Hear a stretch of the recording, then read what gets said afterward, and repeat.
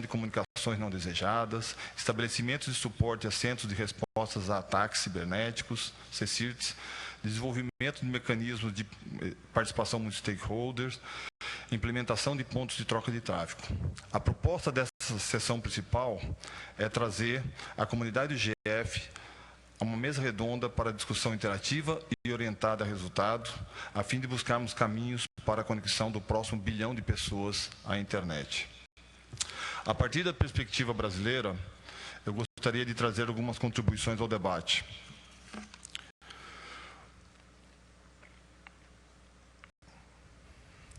O programa Interseccional identificou 5 recomendações para a expansão da conectividade. São elas: aumento do investimento e cooperação público-privada para desenvolvimento de infraestrutura, aumento da usabilidade, ou seja, a disponibilidade e habilidade dos cidadãos para o uso de aplicativos, desenvolver conteúdo local e permitir acessibilidade, inclusão online de todas as pessoas com base na promoção de direitos humanos, inclusão de jovens, mulheres, idosos e deficientes, assegurar preços mais acessíveis, e garantia de caráter aberto e global da internet.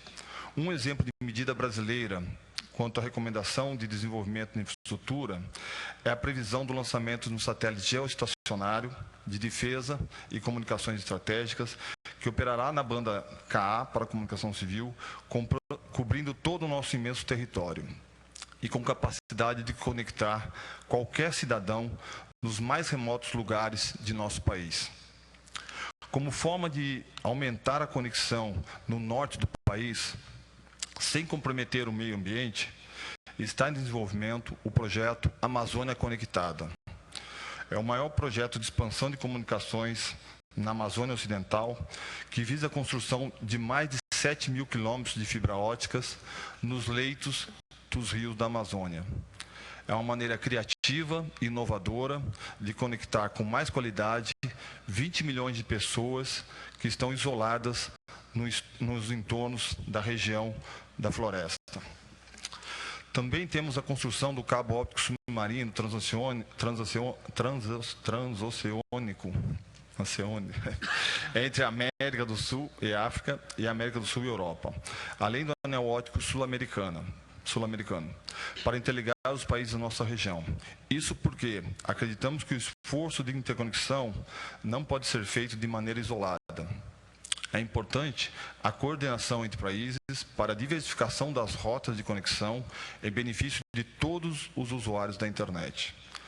No que diz respeito à recomendação de aumento da habilidade de uso pelos cidadãos, no Brasil, destacamos um conjunto de políticas para desenvolvimento de aplicativos, com premiação de startups em diversas categorias e também o desenvolvimento de usinas digitais que incentivam projetos de inovação e desenvolvimento tecnológico em locais com potencial para se tornarem arranjos produtivos locais. Essas são apenas algumas medidas que ressaltam a importância de políticas, não somente para a expansão da infraestrutura de acesso, mas também de capacitação das pessoas para usufruir de todas as qualidades da internet. Acerca da necessidade de garantirmos a proteção de direitos humanos no ambiente digital, bem como acesso à internet de qualidade global e aberta, inclusive dos próximos cidadãos a serem conectados, a aprovação do Marco Civil da Internet em nosso país foi um grande avanço.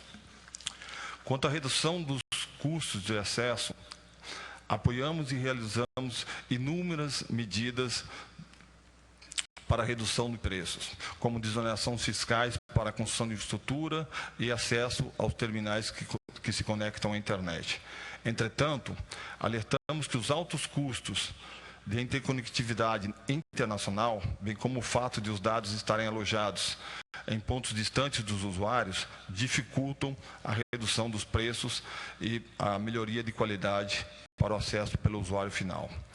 O governo brasileiro tem também trabalhado na definição do programa Banda Larga para Todos, com o objetivo de atualizar as metas e instrumentos da política nacional de acesso à internet em banda larga. O foco é ampliar a infraestrutura de rede baseada em fibra ótica, tanto na infraestrutura de longa distância quanto no acesso pelos usuários. Bem, esses são alguns exemplos brasileiros, mas queremos mais.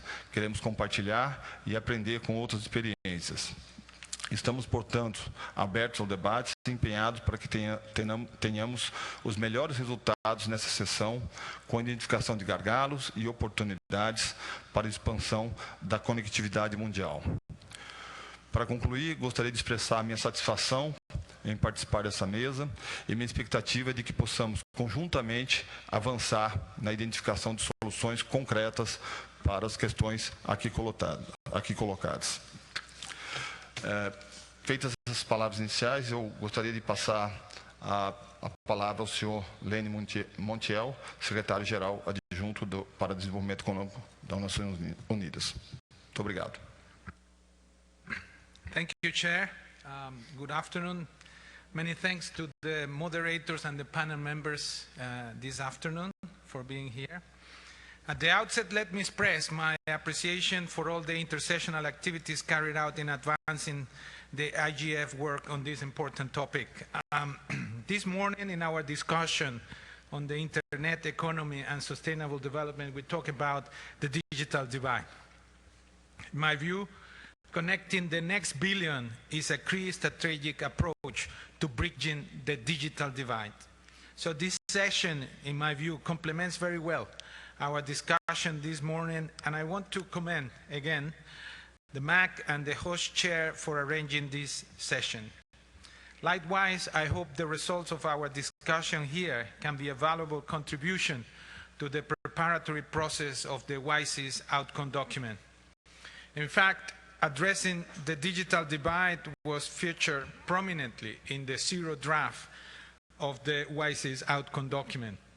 In the preparatory meetings as well as in the informal interactive consultations with stakeholders convened by the President of the General Assembly, delegates and speakers all called for intensifying efforts to bridge the digital divide, including the gender digital divide. There is no doubt about the fact that we have had remarkable progress over the last decade. It is aptly recognized also in the zero draft.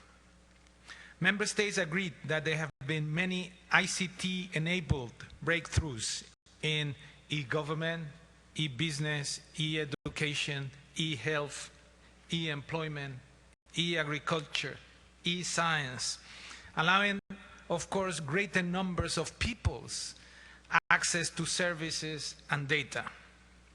At the same time, there was general agreement that large digital divides remain in place, including within and between countries and between women and men. This undoubtedly slows down sustainable development. Both the remarkable achievement and the continuing digital divides are well documented and substantiated by a range of data and statistics. So the key question here is what to do. Some of the answers emerged in the discussion this morning, and I think the WISE's action line and the SDG matrix that I referred this morning, that has been prepared by a group of UN entities that is available in the WISE's website, lays out specific areas for focusing our action. Let me reiterate a few points which I think are essential to our strategies to connect the next billion. First, it may sound cliché, but I don't think investment is crucial, and I do not hesitate to say that private sector has a major role to play there. Governments also have their roles in putting in place an enabling environment that encourages and facilitates business investment in infrastructure. But I also want to stress that investment in physical infrastructure on its own is not sufficient, which brings me to my second point, training and capacity building. We talked earlier about capacity building, about multilingualism, about education, training. I believe we should also do more in investing in human capacities. Is there a role for international cooperation and official development development assistance in this area? I know by asking such questions I'm stepping into controversial territory these days. Personally, I do feel that there is much space for international development cooperation in bridging the digital divide. Just as ITC and the Internet can play a powerful role in enabling progress in SDGs, investments in and official development assistance channel to bridging the digital divide can be very productive investments in SDGs and in our sustainable future. For example, I think ODA for training capacity building is an effective use of development resources for overcoming the digital divide and accelerating progress in SDGs. Third, we need targeted action in fighting hunger, poverty, human rights, the international human rights abuse, the international community has developed many targeted initiatives. We need similar actions to inspire support for overcoming the digital divides. We need kind of IT engineers without borders. We need digital peace. We need global efforts for helping women and youth acquire digital literacy to create jobs, incomes, and livelihoods online. And we need incentive and other measures to promote affordability and work toward a significant increase in access to ICT. That, at the end of the day, is to connect the next billion. We can do it if we have the will. We can do it if we work in partnership. And that's why we strongly believe in multi-stakeholder approach. The UN, the multilateral family, is large enough also to embrace multi-stakeholders. Once again, I look forward to a rich discussion, and I thank you for your attention. Thank you.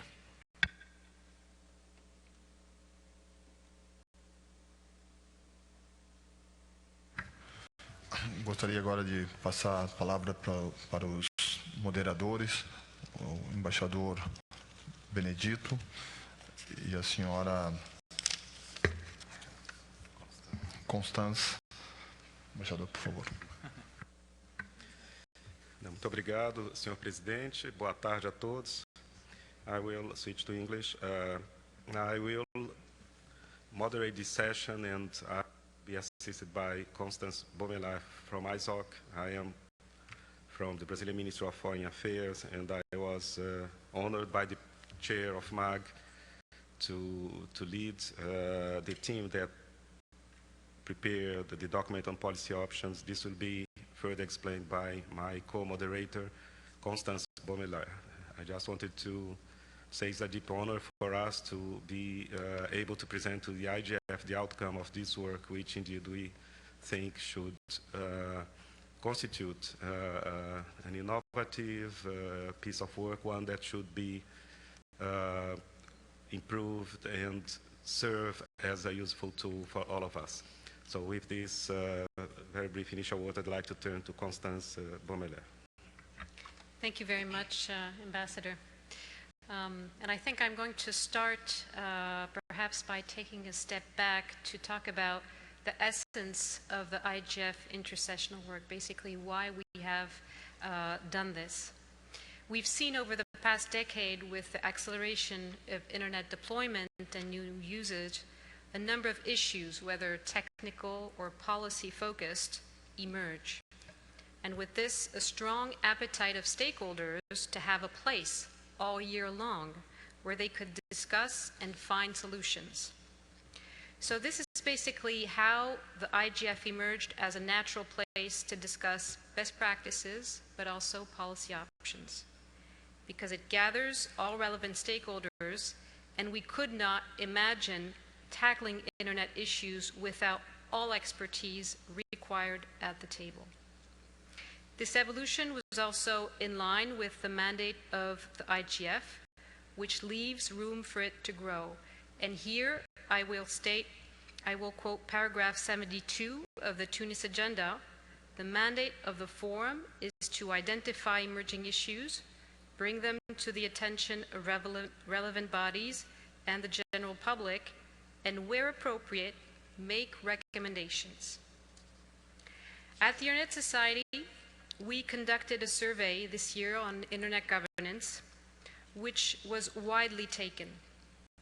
An overwhelming number of respondents said they felt they needed the global network of IGFs, national and regional, and also, of course, the global IGF, to be strengthened as a platform where the community could work on the formulation of non-binding recommendations to tackle existing but also emerging Internet issues. This confirmed the consensus that came out of the UN CSTD Working Group on improvements to the IGF, calling for more tangible outputs to enhance the impact of the IGF on global Internet governance and policy.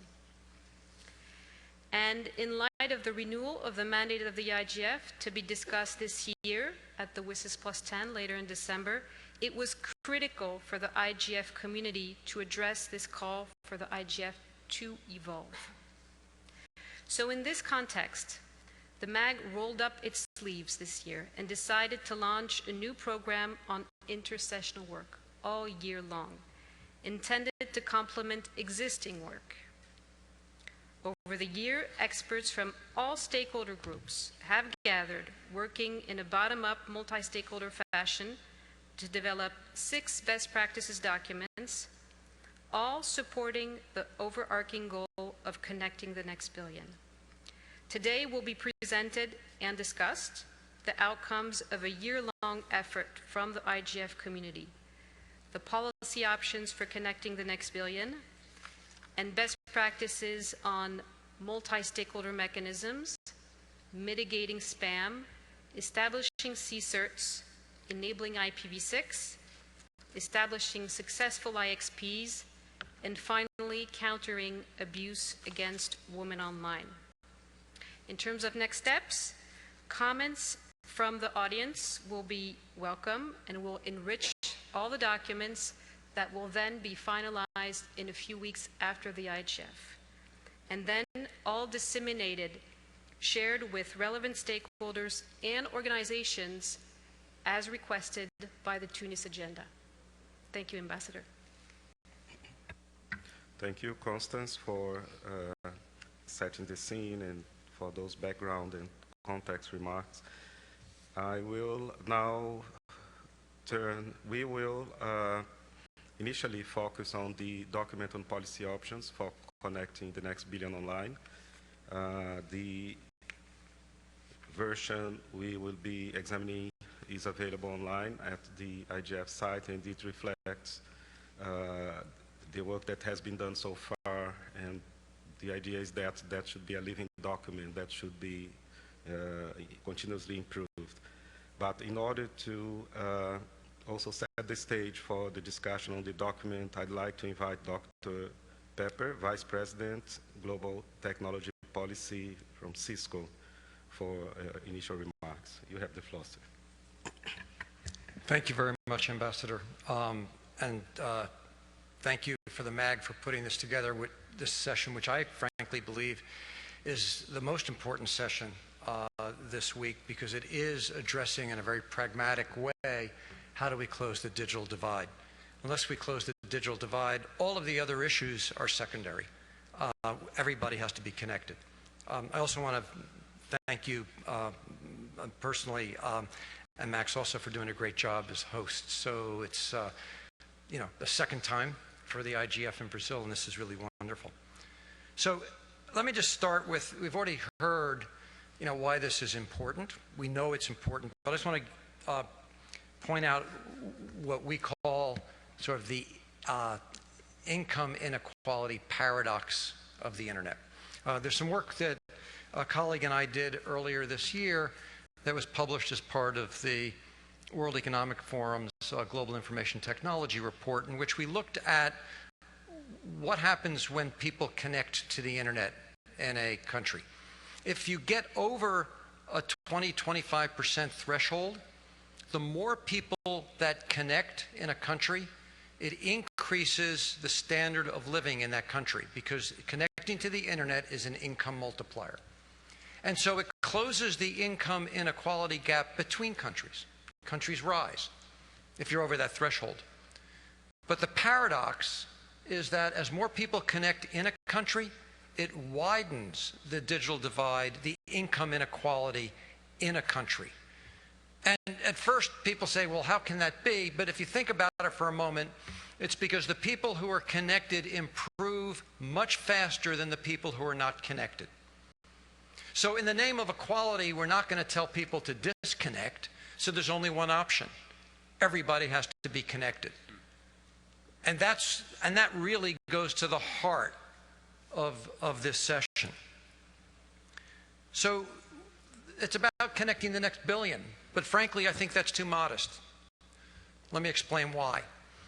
Every year, we conduct a study. It's a 5-year rolling forecast of everything to do with the internet. We've been doing it for 10 years, so we actually can go back and report out what did we forecast and how did we do, and we are usually within about 10%. So what I'm going to say, I'm pretty confident in. We're forecasting that between now and 2019, 1.1 billion more people will be connected to the internet. That's organic growth. So if we do nothing, another billion people will be connected. So I actually think we need to be more aggressive. So number one, maybe we should ask the question, how can we accelerate and speed up connecting the next billion so we don't wait for 5 years?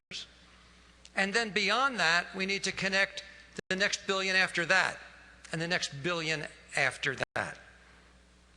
So how do we accelerate connecting the next billion? How do we get more people? Well, there's some very specific challenges, and they are addressed in the IGF policy options because of all of the intersessional work. And it's a combination of both supply, what I call supply and demand. If we look at the data here in Brazil, for example, there was a really good study published by the Regional Center for Studies in the Development of the Information Society, the CETIC Center. And what it found was that 90% of people in Brazil have access to some form of 3G. The quality will vary. If you're at the end of the line, it's a long link. But 90%, but only 52% of people are using it to connect to the internet. The question is, what's keeping them back? And the first thing people think about is affordability. People can't afford it. Well, it turns out that that's only a very, very small part of why people are not connected. People have the option to, respond to multiple answers. 70% of the people who could have it but are not connected say they don't see the need. They're not interested. The internet is not relevant to them. 70% of people said they lack the skills to connect and use and benefit from the internet. Less than 20% said it was affordability. So affordability is important, but there are other things that are even more important that I believe are low-hanging fruit that we can do much, much more to close that gap. So what are some of the challenges? There's a project that I'm involved in and that I'm also speaking on behalf of at the World Economic Forum called the Future of the Internet Project. And one of the actions, one of the projects within that Future of Internet initiative is a project that we call connecting, or it's Internet for All. We debated whether it's 1 billion, 2 billion. We said, it's the internet for everybody. And we identified 4 challenges. Infrastructure, access. If it's not there, right, that's the prerequisite. You have to have the ability to be connected. Second challenge, affordability. If you can't afford it, even if you think you want it, you can't get there. And by the way, the infrastructure is the supply side. Affordability is really the demand side. And then the other 2 are clearly demand side. Skills and capacity building. And then the 4th is awareness, right, and content that leads to relevance. So again, we've already heard a little bit about that, and when we look at the policy options on what to do about it, right, it goes right to those.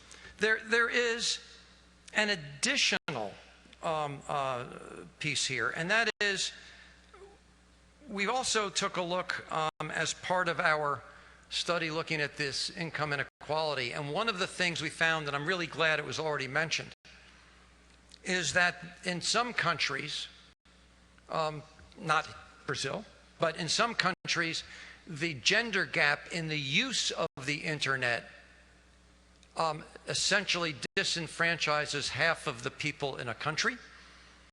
It harms that country economically as well as socially, and that the digital divide in gender using and benefiting from the internet is a huge gap. And what we do know empirically from the work that we've done is that when women and girls connect to the internet, they tend to use it more for things like education, information seeking for healthcare, and activities that actually are beneficial to the family and themselves individually and their communities. So that is a really important focus, and I'm really glad that it was already mentioned. So how do we do this?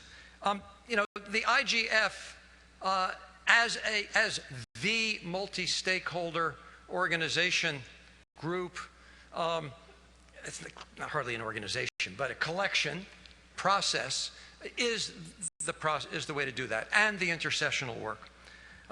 Some of the other work that we've done back in 2013, I sit on the UN Broadband Commission, and we did a study with them looking at national broadband plans and digital strategies.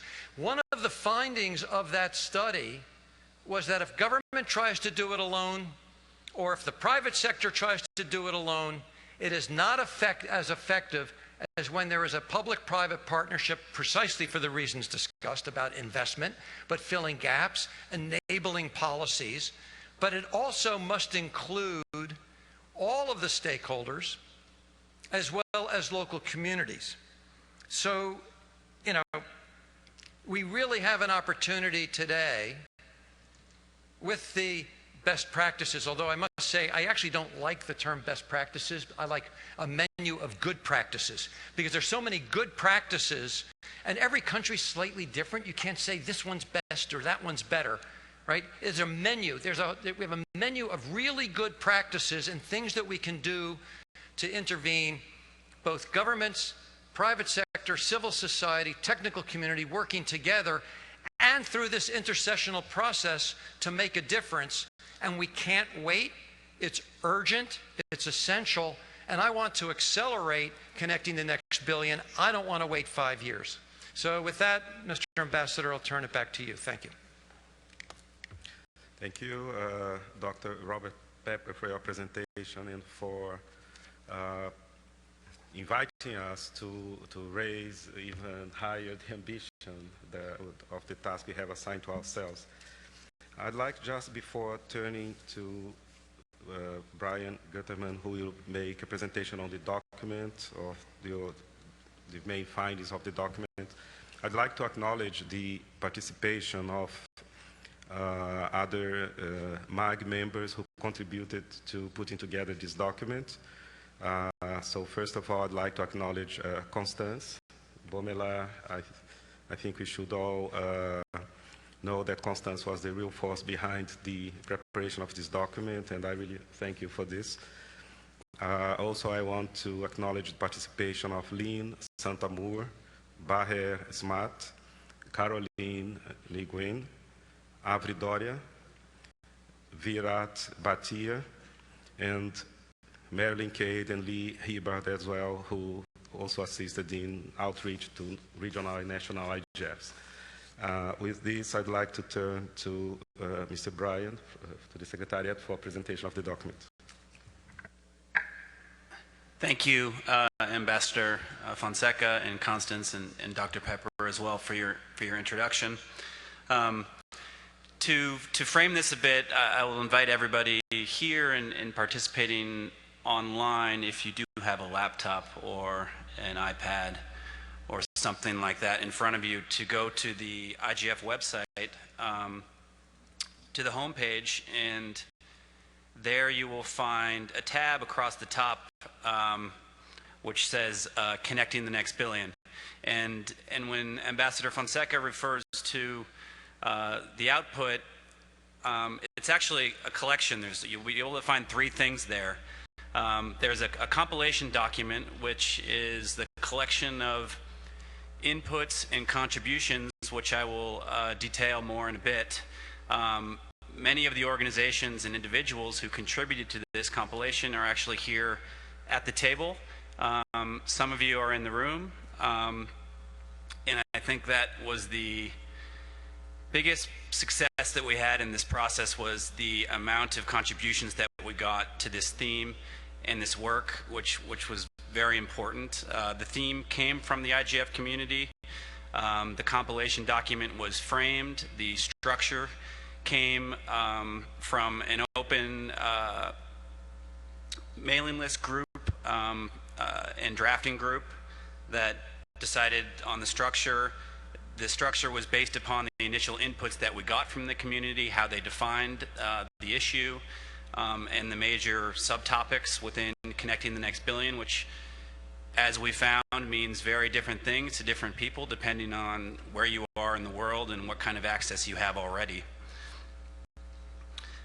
So thanks to everybody for joining, and in particular to the more than 80 individuals and organizations that contributed to the process. It was really fantastic. So on the IGF website, you can find the compilation document, which is very long, and some might think it's a bit boring.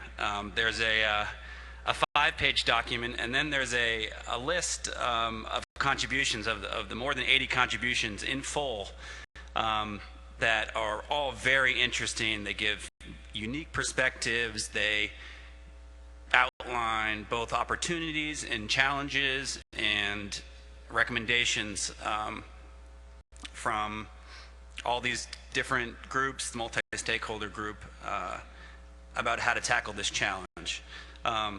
So following, again, what we have online, we got more than 80 contributions. 5 regional IGF initiatives took on this theme at their meetings during the past year, since the 2014 9th IGF in Istanbul, the Asia Pacific Regional IGF, the African IGF, the Latin America and Caribbean IGF, the European Dialogue on Internet Governance, the Eurodig, as well as the Arab IGF. So that was great. National initiatives from Zimbabwe, Mozambique, Nigeria, Kenya, Colombia, Paraguay. I won't list every contribution here. Please go to the website to see all of those who contributed, and we will hear from them in detail shortly. The governments from Mexico, from Brazil, from Uruguay, the ITU, the World Bank, the World Economic Forum, civil society groups that are doing great work on this topic, the Alliance for Affordable Internet, the World Wide Web Foundation, APC, International Federation of Library Associations and Institutions. Again, I'm not intentionally leaving anybody out, but I'm just presenting some highlights. We got contributions from Google, from Microsoft, from Telefonica, from the EBU, from Facebook, and a lot of great individuals from around the world shared their perspectives. There was an online form that many filled out with guiding questions to serve this. So our findings, the compilation is a mosaic or a puzzle of highlights and selections from the contributions that, again, can be found in full on the IGF website. And they follow a structure which you can see in the paper online, but shortly there are 5 sections. We begin with deploying infrastructure, then move on to increasing usability, enabling users, ensuring affordability, and then the last section, which is the longest section, focuses on the policy options, the policy recommendations, for creating an enabling environment for connecting the next billion. The Secretariat put together a short synthesis, which you can read, and even shorter, a list of highlights and specific recommendations, conclusions based upon the inputs. I will go through them now quickly, and then we will move on to our speakers here and give the floor to the audience, who will talk about their individual contributions and what's important to them. In the deployment of infrastructure, many said that much more investment in public-private cooperation is necessary to strengthen national backbones in the developing world, and in particular rural populations, and to increase and scale up cross-border connectivity. Infrastructure development is a key driver for socioeconomic growth, and access to that infrastructure is paramount to development. To increase usability, it's important to ensure that availability and the ability for users to use applications to stimulate the development of local content and service in all languages, and to implement strategies for safeguarding access to people with disabilities. Policies that promote the continued creation of locally relevant content should be encouraged, including protections for the freedom of expression, the press, privacy, and intellectual property, the development of e-commerce infrastructure, consumer protections, and trusted online payment systems. Again, these are just some recommendations, some highlights that we extracted that permeated through many of the inputs received. To enable users online, emphasis should be placed on the promotion of human rights and the enablement of young people, women and girls, the elderly, and persons with disabilities. Access to the internet is essential for the full realization of human development and facilitates the exercise and enjoyment of a number of human rights and freedoms, including the rights to freedom of expression and access to information, peaceful assembly and association. Fostering public access points, for example, in public libraries and community centers, and promoting these spaces in digital literacy and local content production will also secure better conditions for internet access and use, and for connecting the next billions to the internet. To ensure affordability and address the digital divide, increased efforts and investment are necessary to increase supply and lower the cost of access. Increasing affordable internet access is essential if countries are to achieve the social development and inclusive knowledge-based economies they desire. Many of the challenges in improving internet affordability require both innovative policies and methods to make these strategies a reality.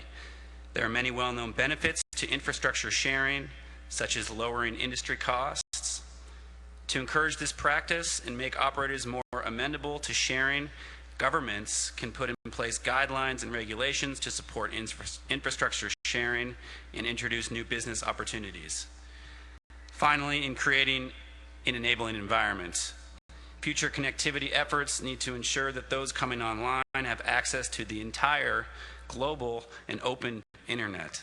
Access should be universal, equitable, secure, affordable, and high quality on the basis of human rights and the rule of law, and respect should be given to privacy and freedom of expression.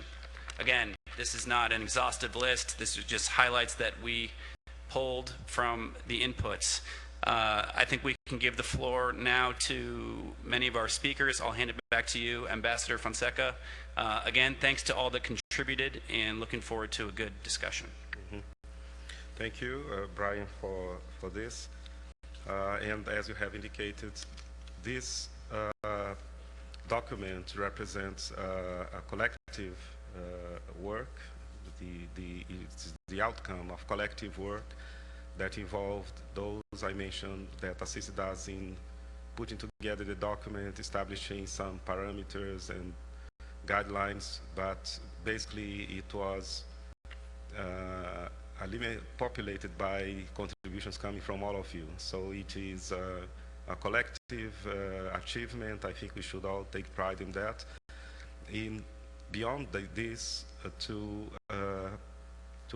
be continuously stimulated to improve the documents. And I think by doing this, we should take the call by Dr. Pepper to seek to accelerate and raise the ambition of our exercise continuously. I'd like to turn to some of those participants that have been collaborating closely in the development of the documents. I would start by calling on Mr. McCann Fay, Chief of Knowledge Management and Library Services at UNECA. You have the floor. Thank you, Mr. Moderator. I would like to speak on behalf of the African IGF Secretariat, which is hosted by the African Union Commission and ECA in Addis Ababa. On connecting the next billion session, we had a panel which was moderated by Dr. Jameson Olufuye, President of the African ICT Alliance, who also gave a statement. And we had Constance, who gave us the global perspective through video conference. And we had Ms. Gloria Katuku of Uganda, coordinator of the East African IGF, and Michael Koto of Confidence, who also were panelists. The African IGF this year was organized with the support of several partners, including the Central Registry of South Africa, APC, ICANN, ISOC, UNESCO, ICFSA, and Afrinic. Following the presentations of the panelists, and we had given the floor to participants, and as was indicated by the previous speaker, there were some recommendations which came from the participants. We had 150 participants anyway from all the stakeholder groups, private sector, civil society, technical community, academia, and government, as well as regional economic communities, which are one of our biggest stakeholder groups in Africa. We had 8 main recommendations. The first one was that connecting the next billion should be viewed as a project by countries and stakeholders, and as such should be approached using the program project best practices and methodologies. The second one was that department in charge of communication and IT should review their ICT and broadband policy and plans through enhanced multi-stakeholder cooperation involving diverse stakeholder groups, because we have seen that, as it was indicated earlier, in some places government will just work isolatedly, or they will give it to the private sector, or private sector will work with government without involving the stakeholders, which have civil society, for example, and technical committee, which have a very important role to play in bringing inclusiveness. The third one is there is need to develop strategic partnerships between government, regulators, network operators, technical community, and civil society to support infrastructural development, to engender access and connect underserved communities, in the same time enabling access affordability. Because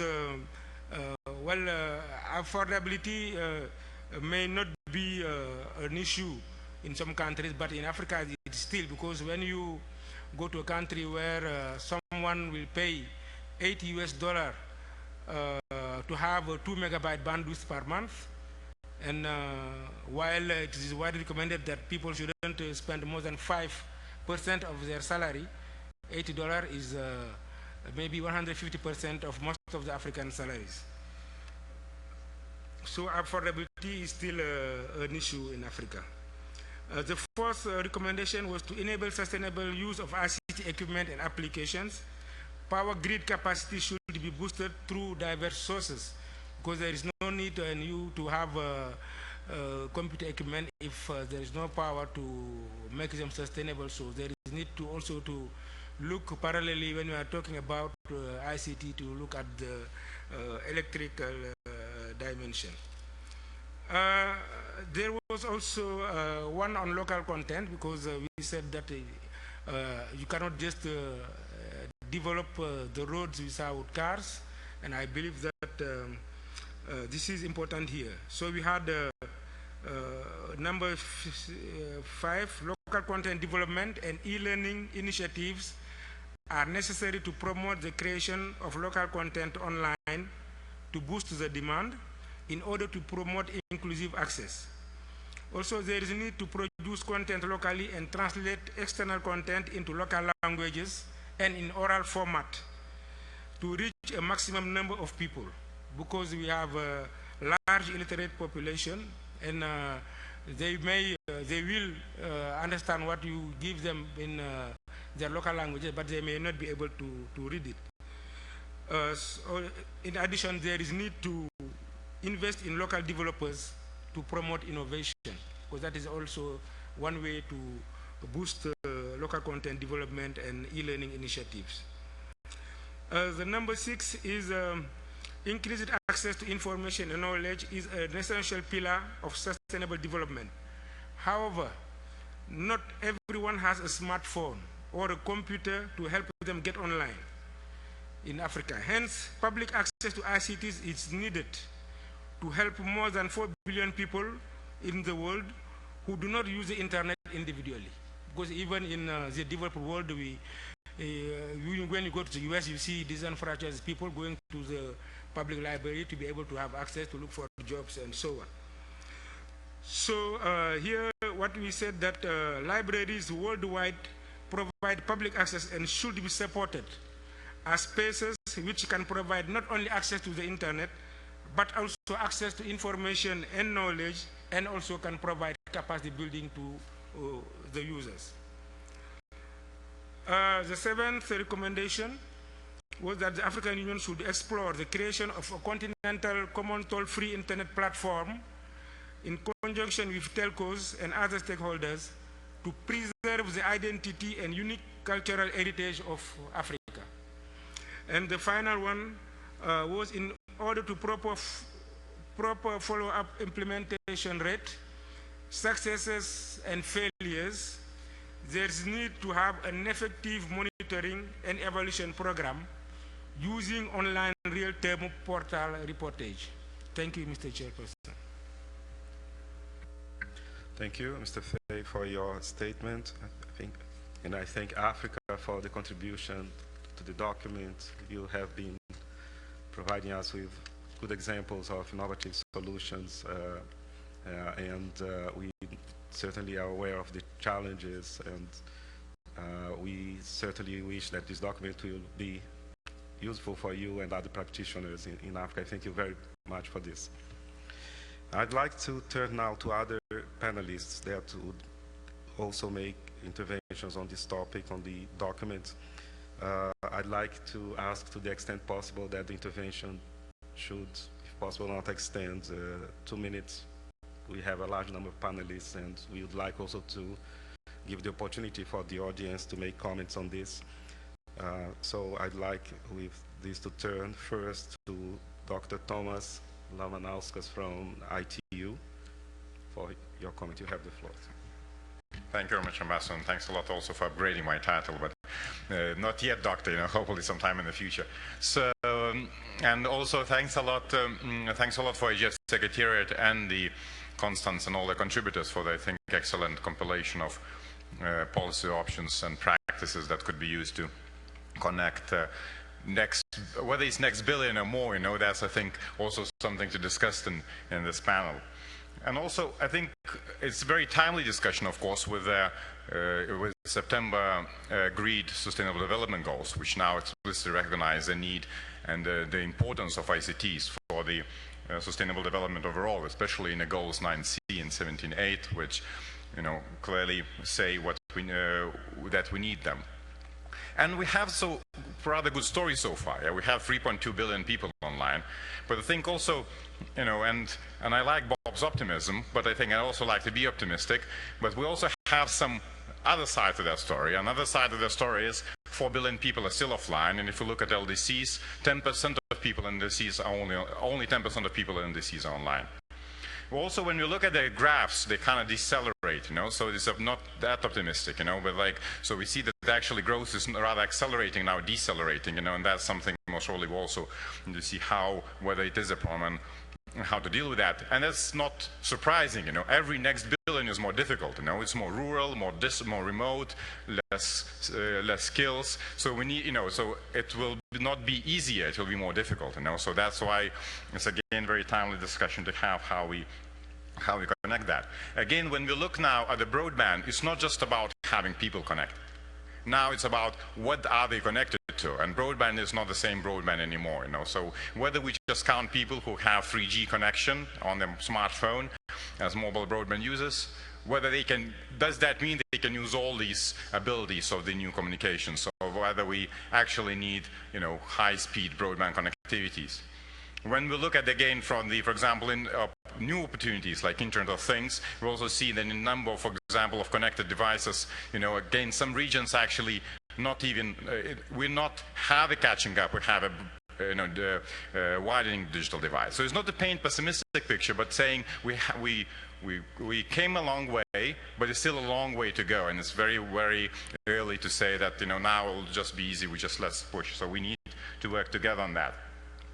Also, the good thing also about that more and more stakeholders recognize that. So especially after SDGs, we saw a flurry of initiatives to say we want to help and want to be people connected. And we have quite a few people around this table who I think will speak about their initiatives, so it's not for me to refer to them. But I think it's also what is important, though, for all of us to work together and to look for synergies and how we can contribute to that. And we'll try to also do this week with our Connecting 20 workshop. And on that, I'm another aspect I want to mention, important to have a vision. So here is a vision of having 1 billion connected. I think what is also important from our perspective, have a clear measurable indicators, what do you want to be. So in terms of ITUs, our global community in our meeting last year came with what we call global agenda for ICT telecommunication development, Connecting 2020 agenda. It says targets not only for connectivity in general, but it also says inclusiveness as well as sustainability, as well as innovation.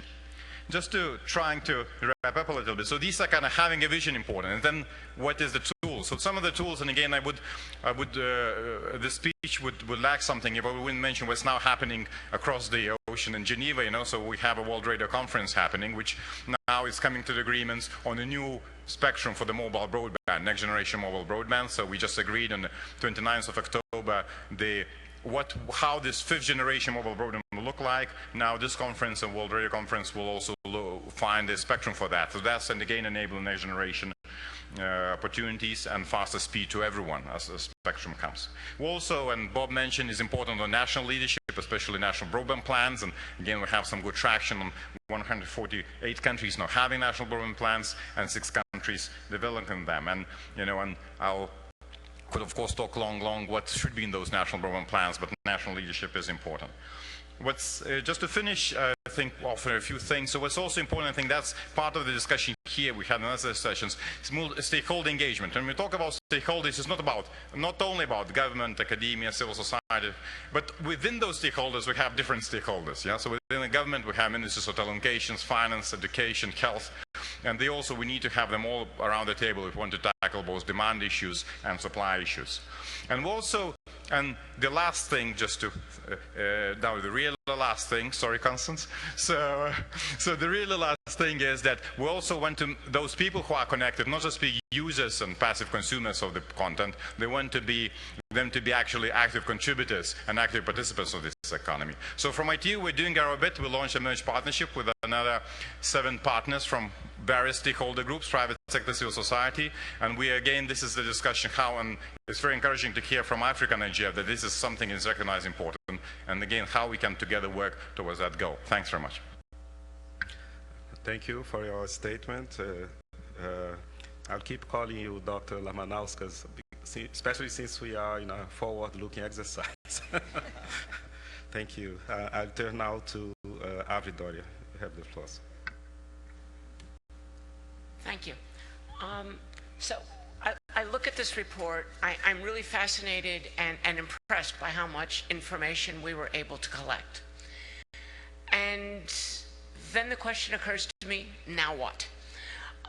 One of the things is, okay, we're here, we're talking about it, we'll get a good report out of it, but how do we take it forward?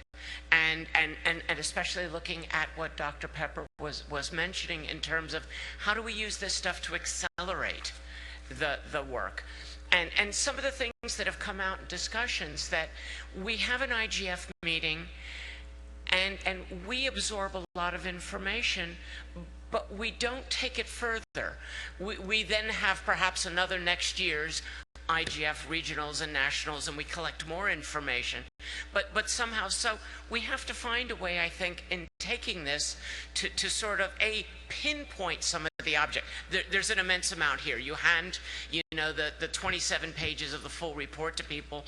Where do they start? So how do we now start taking this material and actually start doing something with it that's useful? How do we build on it? How do we next year sort of take it and go down a level? Because some of these options are at a very high level. So how do we take it down? And especially when I look at the issues, I'm very interested in how we avoid the problem of, while narrowing the gap internationally, we're increasing it nationally. That has been a trend that has been going on for over a decade now, when it was first noticed in terms of women within countries. Now we see it's a general tendency. So I really think we have to now start focusing in on some of these narrower issues and find the smallest thing we can fix for improvement. Thank you. Thank you. With 2 seconds to spare. Thank you for your statement. I will give the floor now to Ms. Caroline Miguel from Microsoft.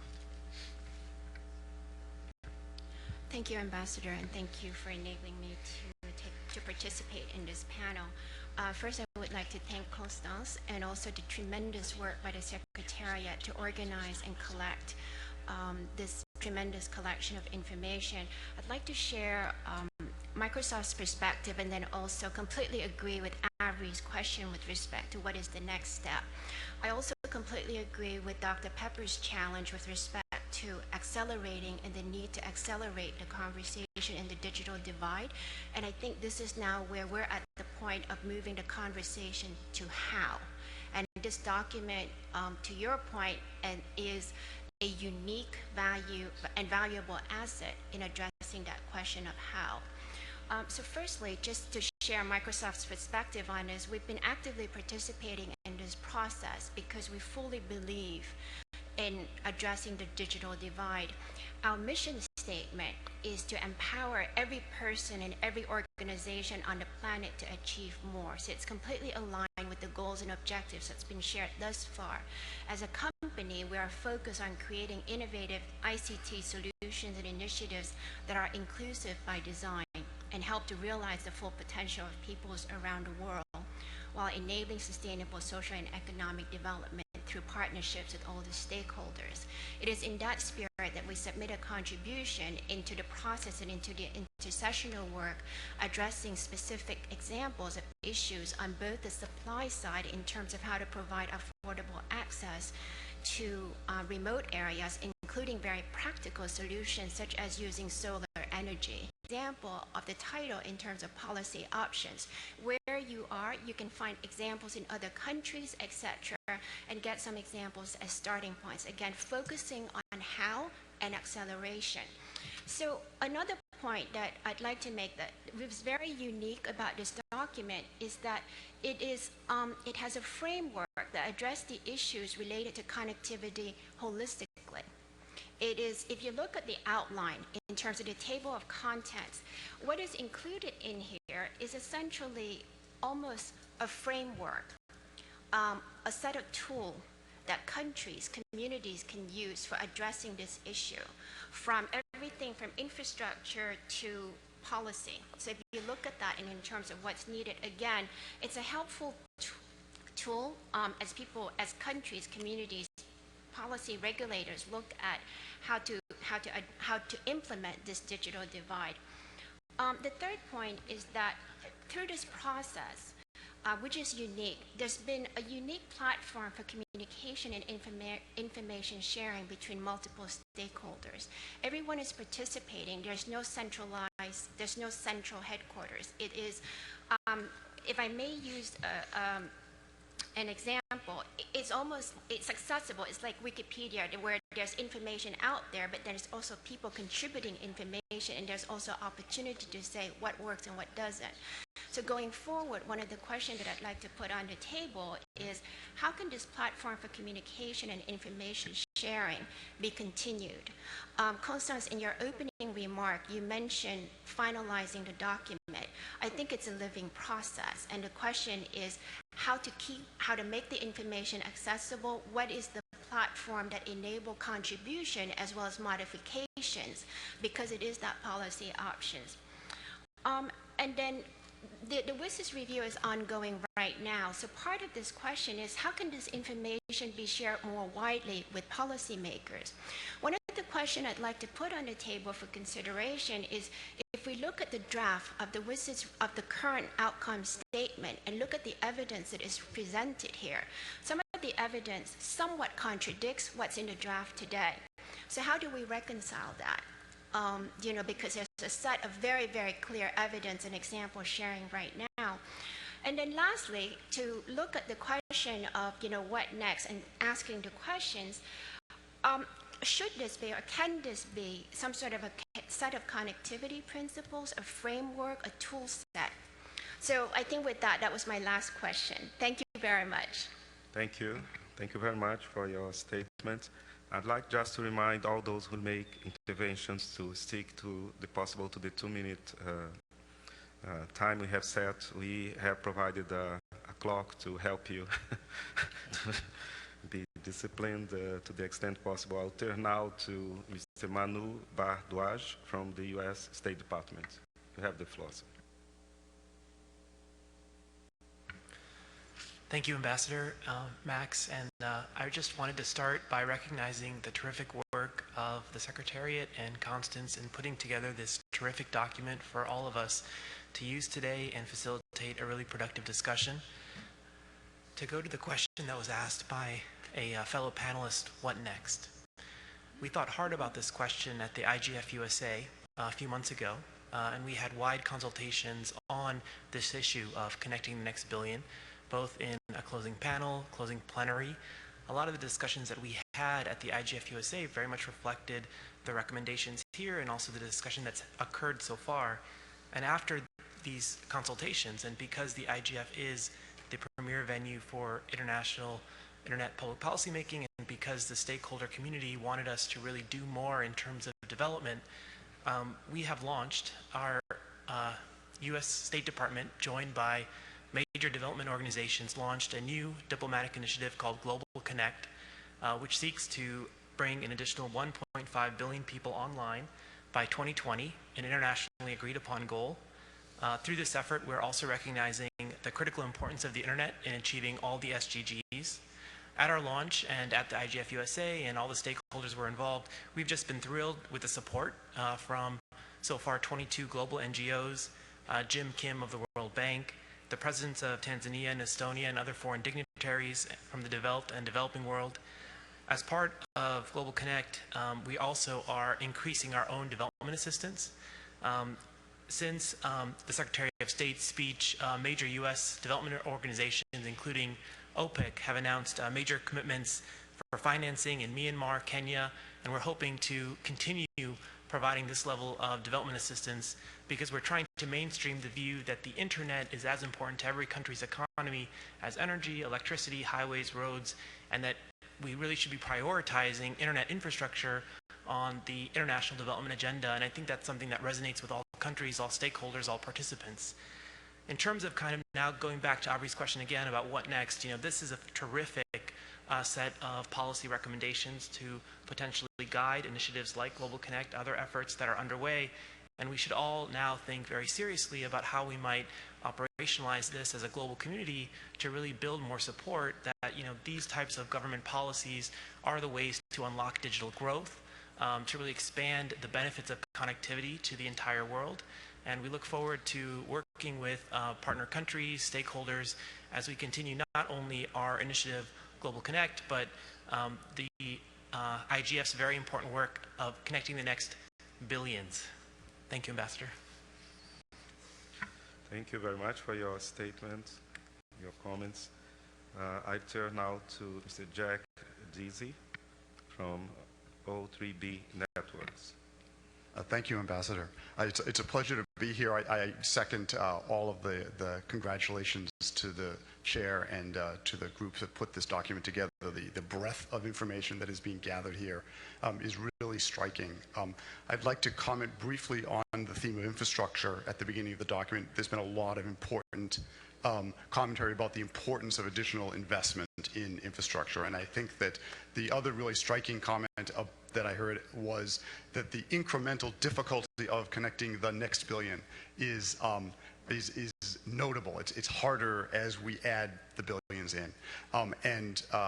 The good news is that part of the solution of that is a significant range of new investment going in, particularly in the satellite industry, which up until now is lagged in terms of its ability to support real broadband.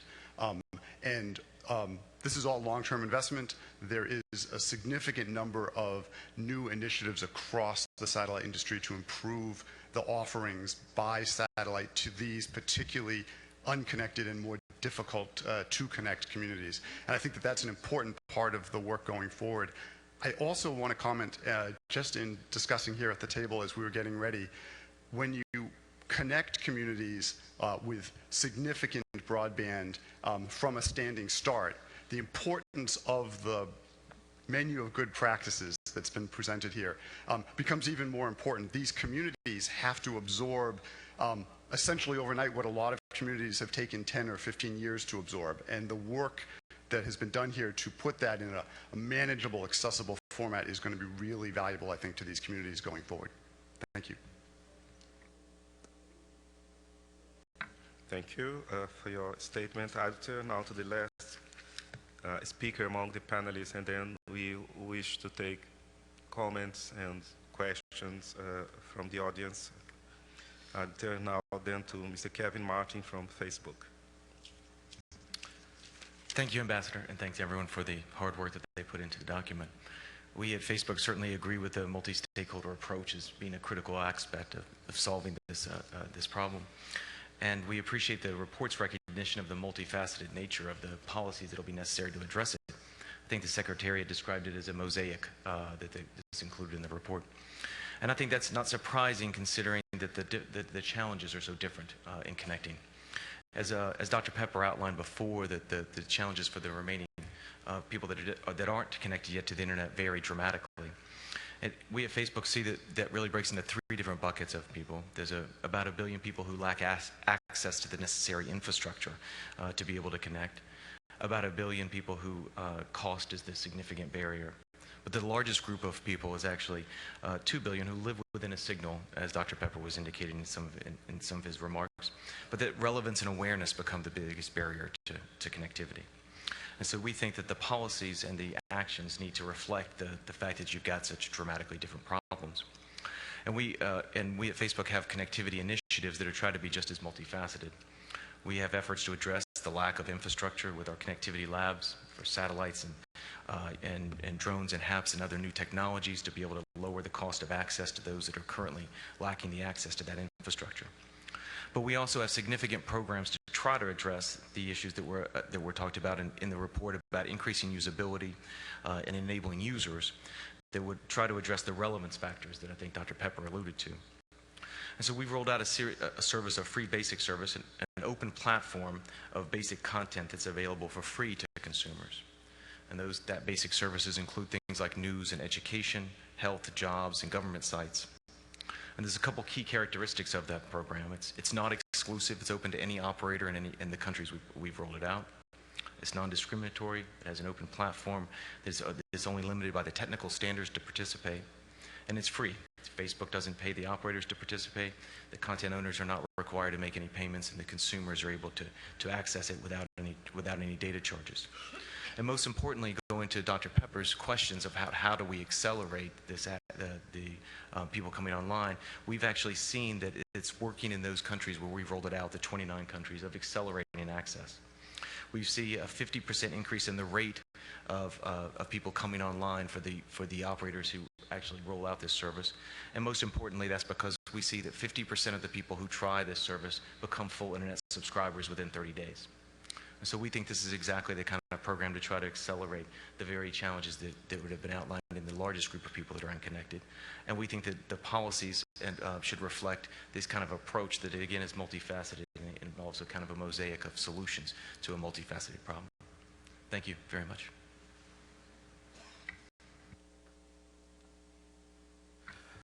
Thank you. We would like now to offer the opportunity for those in the audience to make short comments or address questions or remarks that would be, to the extent possible, serve to improve the document or serve as an input to that discussion. So we have microphones on the two sides of the room. I see a gentleman standing. You have the floor, sir.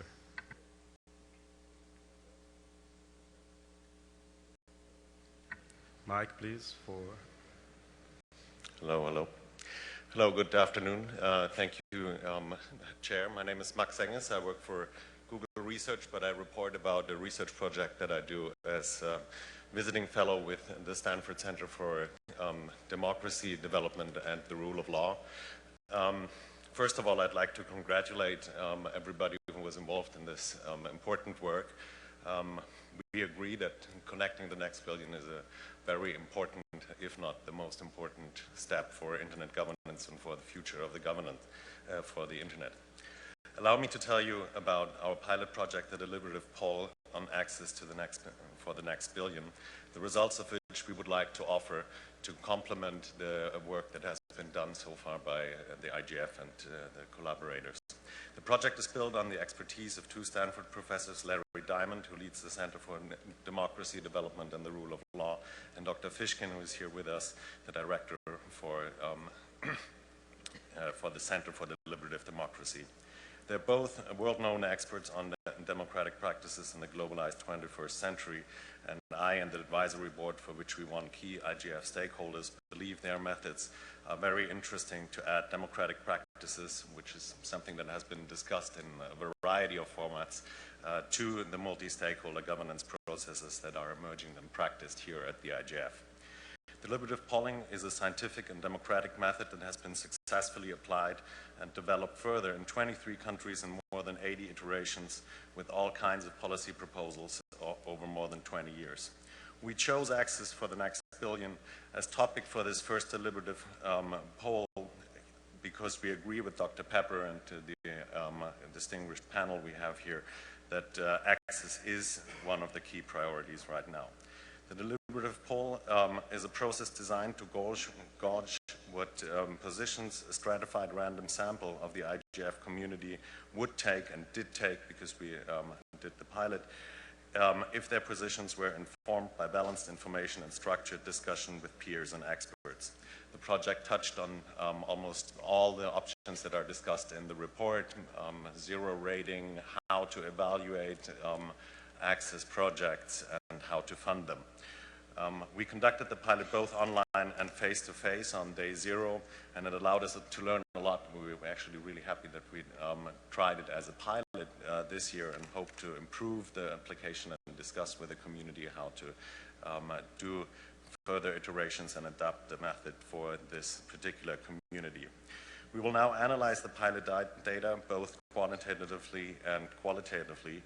We think anyone who witnessed the depth of the discussion on Monday and online will be impressed by how engaged the participants were in discussing the trade-offs and the quality of the questions they produced for the discussion with the experts we invited. To give you a taste, we had really a wide range of access questions as discussed in the report. We cannot share the preliminary results right now, but we'll do so in a workshop on Friday morning from 9:30 to 10:30, and we invite critical feedback and constructive feedback from the whole community then, and we'll be in workshop room 4.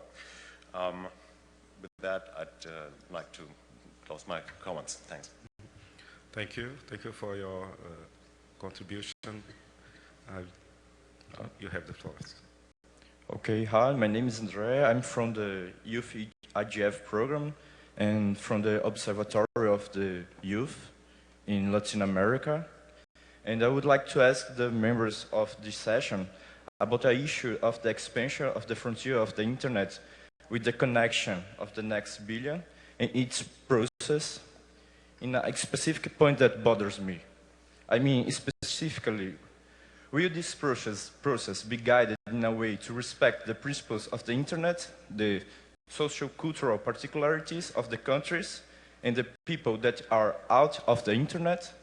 Or this process will go as a vertical expansion that ignores the particularities and imposes the prejudice and Occidental standardized images to specific contexts in the world? If we think about the expansion with the participation of the youth, or in other words, the also said digital natives, we see the second way. There is discussion in multiple levels about the youth and internet and the expansion of the internet. But the youth is not effectively listen or participate in the process of construction of policies in this STEM. So I would like to know what you think about this.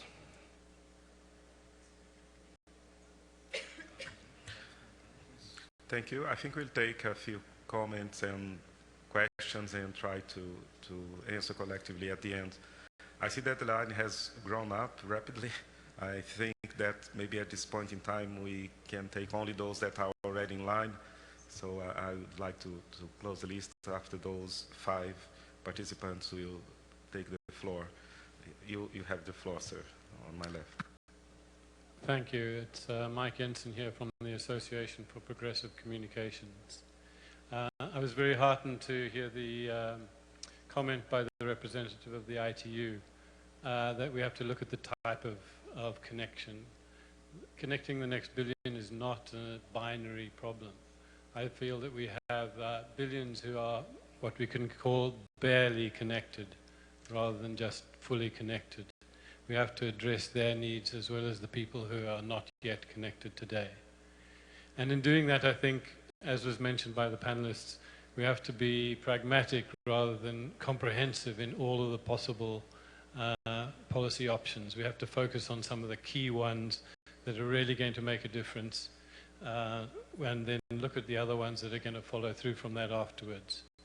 And from our perspective, there are probably 3 in this area. One very great important one is increasing competition. It's not sufficient just to have one form of infrastructure available. This doesn't provide the level of choice that we need to provide downward pressure on prices and to create an affordable type of connectivity. And part of that solution is also opening up the spectrum so that it goes beyond just providing spectrum for mobile broadband, but for other types of wireless infrastructure as well, as we've seen already by the huge success of Wi-Fi. And then the third option is to promote infrastructure sharing. This isn't just infrastructure sharing between telecom operators, but also infrastructure sharing between telecom operators and the operators of roads and power lines, where there can be huge savings in the deployment of infrastructure. We found, for example, in a recent study we did on this that if you just add a duct to a road deployment project, it increases the cost of that road deployment by only 1.5%. So there can be huge savings made by ensuring that every new road, every new power line that's put in place has ducts for fiber, has provisions for masts and other forms of passive infrastructure. Thank you. Thank you for your statement. I recognize Ambassador Yanis Karklins, who chaired the MAG, the preparatory committee for this meeting. You have the floor, sir. Yeah, thank you very much, Ambassador Fonseca. My name is Yanis Karklins. Ambassador of Latvia. I would like to address the question, what next? I think I remember in '91 when we asked the first ambassador of Germany to Latvia how we can put Latvian name on the world map. And the answer was geniusly simple. He said, you do good work and you tell the rest of the world about it. So, and then here we have done very good work with assistance of national, regional IGF initiatives with the contribution of a number of countries. We have gathered together information, what has worked and what hasn't. And now what we need to do, we need to disseminate that information as wide as possible. And here I think that United Nations system in general, UNDESA through second committee, ITU through ITU Council, UNESCO through council meetings can disseminate this information and make public officials, policymakers aware of what has worked in what circumstances and what not. And this would be most probably the best way of going forward. So that would be my contribution in this discussion. Thank you. Thank you, Ambassador Karklins, for those very important comments. I recall that in the MAG, one of the things that we discussed continuously was how to make the work of IGF known to people outside the IGF community, how to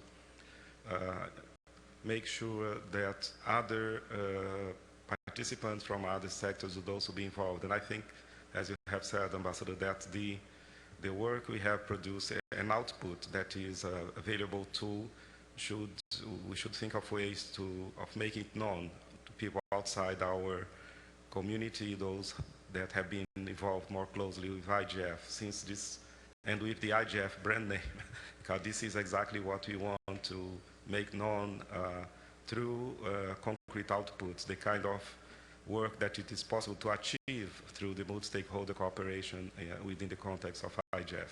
So I thank you very much for your comment. I'd like to turn to the lady on my left side. Please, you have the floor. All right, thank you. My name is Evelyn, and I'm an Internet Society ambassador.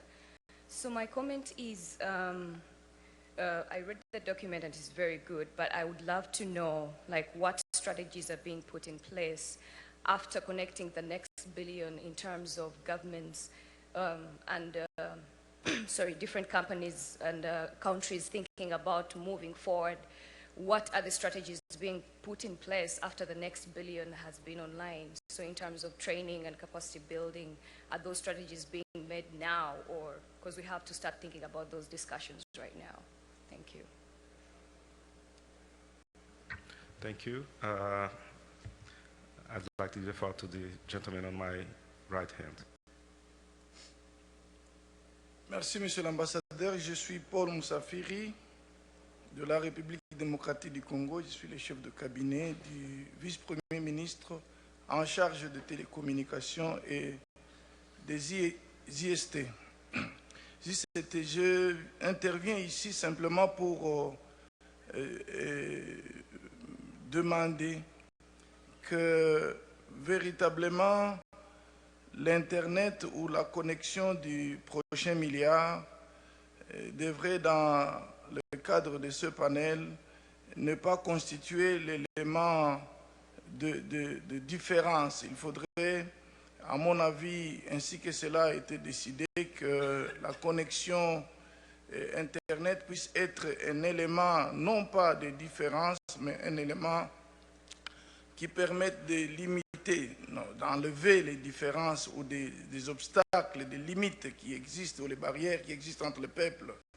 Je voudrais que, ainsi que Madame tout à l'heure qui est intervenue après le docteur l'a dit, que nous puissions être pragmatiques dans les solutions que nous allons préconiser à la fin de ce panel pour savoir exactement ce qui va être fait en faveur essentiellement des pays qui n'ont pas de possibilité de connexions. J'interviens pour le rapport également du panel Afrique. Nous savons effectivement que le 1 milliard va facilement être interconnecté, mais il faudrait tenir en compte véritablement le point de départ, parce qu'il y a ici les gens qui ne savent ni lire ni écrire. L'analphabétisme ou la lutte contre l'analphabétisme devait également être prise en compte et sérieusement. Sinon, alors, la connexion va être un élément de différence entre les peuples pour alourdir, agrandir la différence qui existe déjà entre ceux qui sont connectés et ceux qui ne le sont pas. Il y a donc d'une part ceux qui ne savent ni lire ni écrire, qui existent dans le monde actuel malheureusement, la plupart se trouvant en Afrique, et aussi les gens qui n'ont pas l'accès à l'énergie. Ça aussi, ça devrait être pris en compte. Sinon, alors, ça serait des discours vains qui ne profiteront pas à ce peuple. Le document est très bien, il est riche, mais pour qu'il soit compris, il faudrait essentiellement que la lutte contre l'analphabétisme puisse également figurer en bonne place, mais aussi l'accès à l'énergie puisse figurer à une place de choix pour permettre à ce que tout ce qui existe sur le continent puisse aussi bénéficier des travaux de l'IGF. Sinon, alors, ça serait comme des discours vains qui n'auront pas d'effet pratique sur le terrain. Tout ce qu'on dit qu'il y a des gens qui sont connectés, j'ai entendu notre ami de Facebook le dire, mais il y a des gens qui ne savent pas utiliser Facebook. Et c'est la vérité, ils existent dans le monde dans lequel nous sommes. Donc nous devrions en principe travailler en tenant compte de ces réalités-là et être pratiques par rapport à ça. Je vous remercie. Je vous remercie pour vos commentaires. Now I'd like to turn to my left side for the last intervention on that section. And after that, I'll turn to my co-moderator for comments in regard to the questions and comments that were made. And as appropriate, maybe some of the panelists would like also to make very short interventions in regard to points that were raised by the audience. You have the floor, sir. Hello, I'm Nicolás Echanis from Altermundi Association from Argentina. We have been working for some years now, especially with community networks that are grassroots networks built by the same people that need connectivity. And we are actually working with an international team from Italy, Catalonia, North America, developing free software to enable communities where there have no people with special skills to build their own networks, so they can actually build their networks without more education on the matter than just a few videos that are video tutorials that will help them build their antennas, nodes, and infrastructure.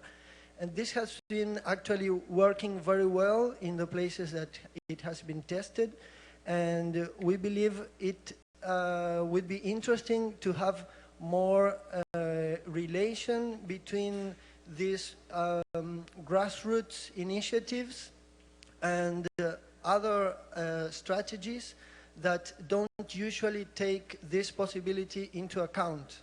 Like in our country, for example, the Argentina Conectada plan that is installing fiber optics all over the country does not have a specific plan for very, very small towns where there is no local player. Yes, there is no ISP, small ISP, nobody. And those are the specific situations where community networks are a really good option. So I just wanted to mention this, and I'd like it to be considered in the document. Thanks. Thank you very much for these interventions, comments, and questions. I think I heard 4 questions from the audience. What I would suggest is that we redistribute them to some of the panelists since they've been involved in this work very, very closely. The first question perhaps is for me, whether or not this is a living document. Absolutely. The first thing when the MAG started this, this track of work on connecting the next billion, it was agreed that the document should stay open, should stay alive. This is intersessional work, and absolutely the policy options need to adapt to the environment. I also noted the very good suggestion to move from the terminology best practices to perhaps good practices. I thought that was very interesting and perhaps something we can take on board for intersessional work leading to IGF 2016. I heard another question about, I think, how do you respect national specificities? How do you take into account the national, local frameworks when you think about policy options for connecting the next billion? Here, perhaps I'd like to turn to my colleague Lee or Christine to highlight perhaps the importance, the chance we have at the IGF to have this coverage of national, regional IGFs, and this is really the trick.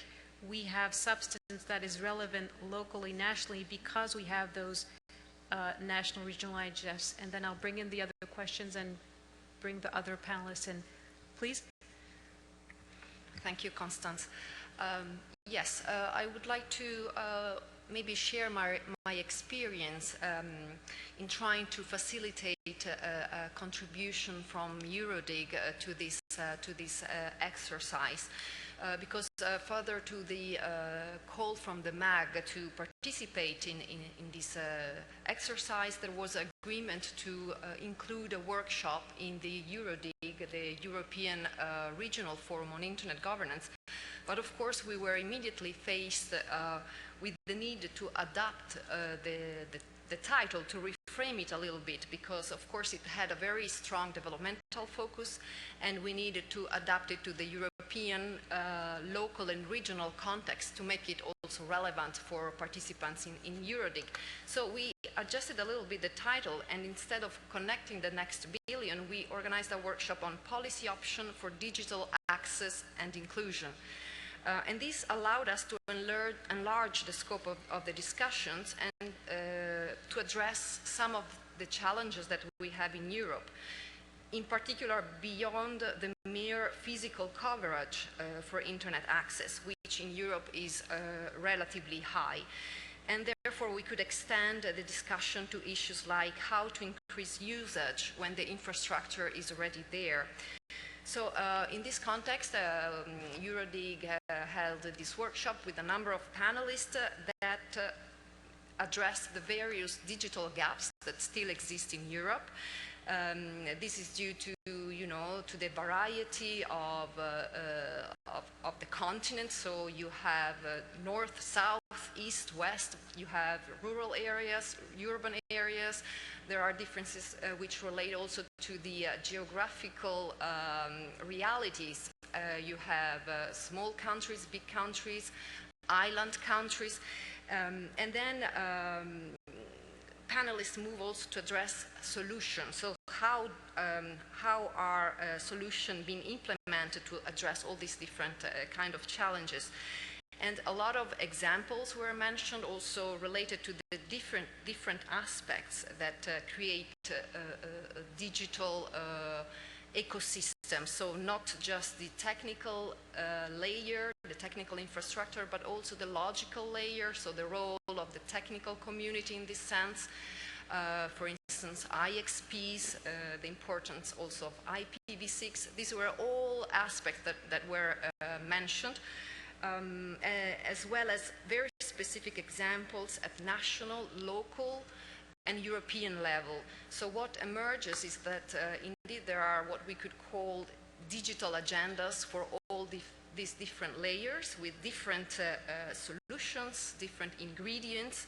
And for sure, a lot is going on. A lot of attention is paid to these issues, and everybody is trying to find the solutions that are best for their realities.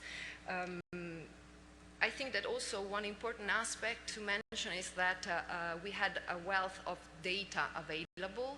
So we really started from data, statistics, clear indicators also on broadband access, and then from there we could move to issues like how to include people with disabilities,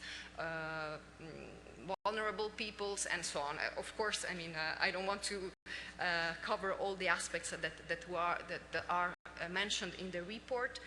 Maybe final point, also the role of international organization, because among the various parties that are necessary to facilitate the connection of and the inclusion of everybody, international organizations also on the international level, they can show the benefits of investment, and they can transfer expertise and technology and facilitate the development of public-private partnerships. And can I just, just to add to that by saying that I think that the workshop in Euroliga was also discussed in the context of access to, being a catalyst for the exercise of human rights and freedom of expression in particular, that it forms part of the, access forms part of the public service value of the internet. And now I'm thinking about the Net Mondiale statement, which talks about the internet as a global resource which should be managed in the public interest. We also dwelled quite a lot on the question of access to internet, but access to what exactly? Access to access for access sake. Do you want to? We talked about literacy and skills, and the importance of actually making sure that giving access also means democracy, citizenship, critical thinking regarding content questions, etc. Christina mentioned the distinctions between North and South. I think what's quite clear from the statistics is that there's a higher internet penetration rate in the north of Europe as opposed to the south of Europe, very important. And of course rural and urban is also quite distinct. It seems from terms of the infrastructure questions that there's different combinations of actors. It can be a public-private partnership, it can be led by the government, it can even be led by the private sector, but not one size fits all, and therefore there's no sort of silver bullet how to do these things. We had some good case studies from Slovenia about access to internet in rural areas, and also in Latvia, which was a good example where, while not disturbing the competition for the market, there was sort of healthy competition between the push for fixed and mobile access to the internet. At the same time, they were introducing new public access points, which was having an effect on the access to mobile, I think 3G access. So there are correlations between the push for public access points and fixed and mobile broadband. Thank you very much. Thank you very much, Lee. And before we weave in the discussion the results of the 6 best practices that support connecting the next billion, I think there were 2 other questions. If the panelists don't mind, I'm going to redistribute them.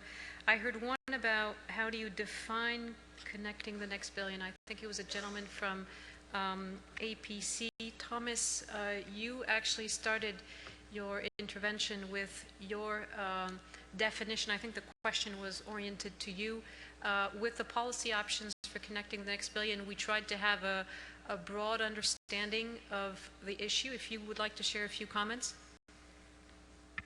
Thanks a lot. And I think it's just that we should understand that it's not a final goal, but it's a moving target. So the connecting next billions is a process, not that's will never continue, will never reach it, if you will, because it's about not only connecting, but about bringing constantly upgraded and better connectivity, and we can see what we, 10 years ago connectivity we talked, now connectivity talk. In some ways, we moved faster than we thought we would, so now everyone in the world has access, or most of the people in the world have access to mobile telephony, yeah? So it's already connected, but now we say it's a new digital divide. And digital divide, I think that's important to appreciate. It's not, I don't think we'll reach the point in time where we'll say there is no digital divide. There will always be. It's just, and we will always have to chase that moving target. So I think that's important from that regard. Thanks a lot. Thank you very much. And the other question, I think, from the audience was, now that we have all these policy options, and bearing in mind the sense of urgency that Dr. Pepper conveyed very well, how do we move to national strategies? Manu, if you would like to perhaps share your thoughts on how do we move from understanding the situation and actually moving to strategies. Thank you, Constance. And I just also want to iterate that I think we should have a national strategy, and then the IGF community could even help with the international aspect of how we can come together and build more momentum for connectivity efforts everywhere. An integral part of Global Connect is to encourage all countries to view internet connectivity as central to their national development strategy, and encourage them to think of the internet and ICT not just as a siloed aspect for their own country's economic growth and development, but consider the cross-cutting nature of it in terms of how it is impacting all sectors of the economy. And we look forward to partnering with organizations like the Alliance for Affordable Internet, which we actually helped support 4 years ago when it was first launched, and others in terms of kind of showcasing the types of policies that are out there that can really spur economic growth and unlock digital development. I just wanted to also just touch upon two things. One was I very much support the statement that was made from the floor that whether it's the multilateral development banks or national countries, as they kind of do traditional infrastructure projects, they should be thinking about how they can integrate internet connectivity within those elements. I also thought Ambassador Kirkland's statements about how we should be sharing the work that you have done, Constance, and ISOC and the IGF here with not only, I would say, not only the UN bodies that he mentioned, but also the multilateral development banks, other companies, other folks, to kind of spread awareness about the IGF's work as well. And so I just wanted to make those two observations. So much. And I think Dr. Pepper wanted to add a few suggestions. Yeah, just very, very briefly, I mentioned earlier the Future of Internet initiative and the project to connect Internet for all at the World Economic Forum. The next phase of that is very, very pragmatic. It's to develop very specific multi-stakeholder country programs to work with specific countries that are, they're still in a work in progress to figure out which ones, to work in country with governments, with civil society, with the private sector to drive internet extension, access, and adoption in those countries. And it's a very wide open process, and anybody who's here will have the ability to participate. So that's, again, pragmatically, I think one way to approach this is let's pick some places, let's work together, let's make it happen, lessons learned, and then really drive it in partnership in other countries. Thank you. Thank you. We'd like to turn now to the second part of this session, the one in which we'll hear from the leaders of the best practices streams, a report on the outcome of their work, and making the link with the issue of connecting the next billion.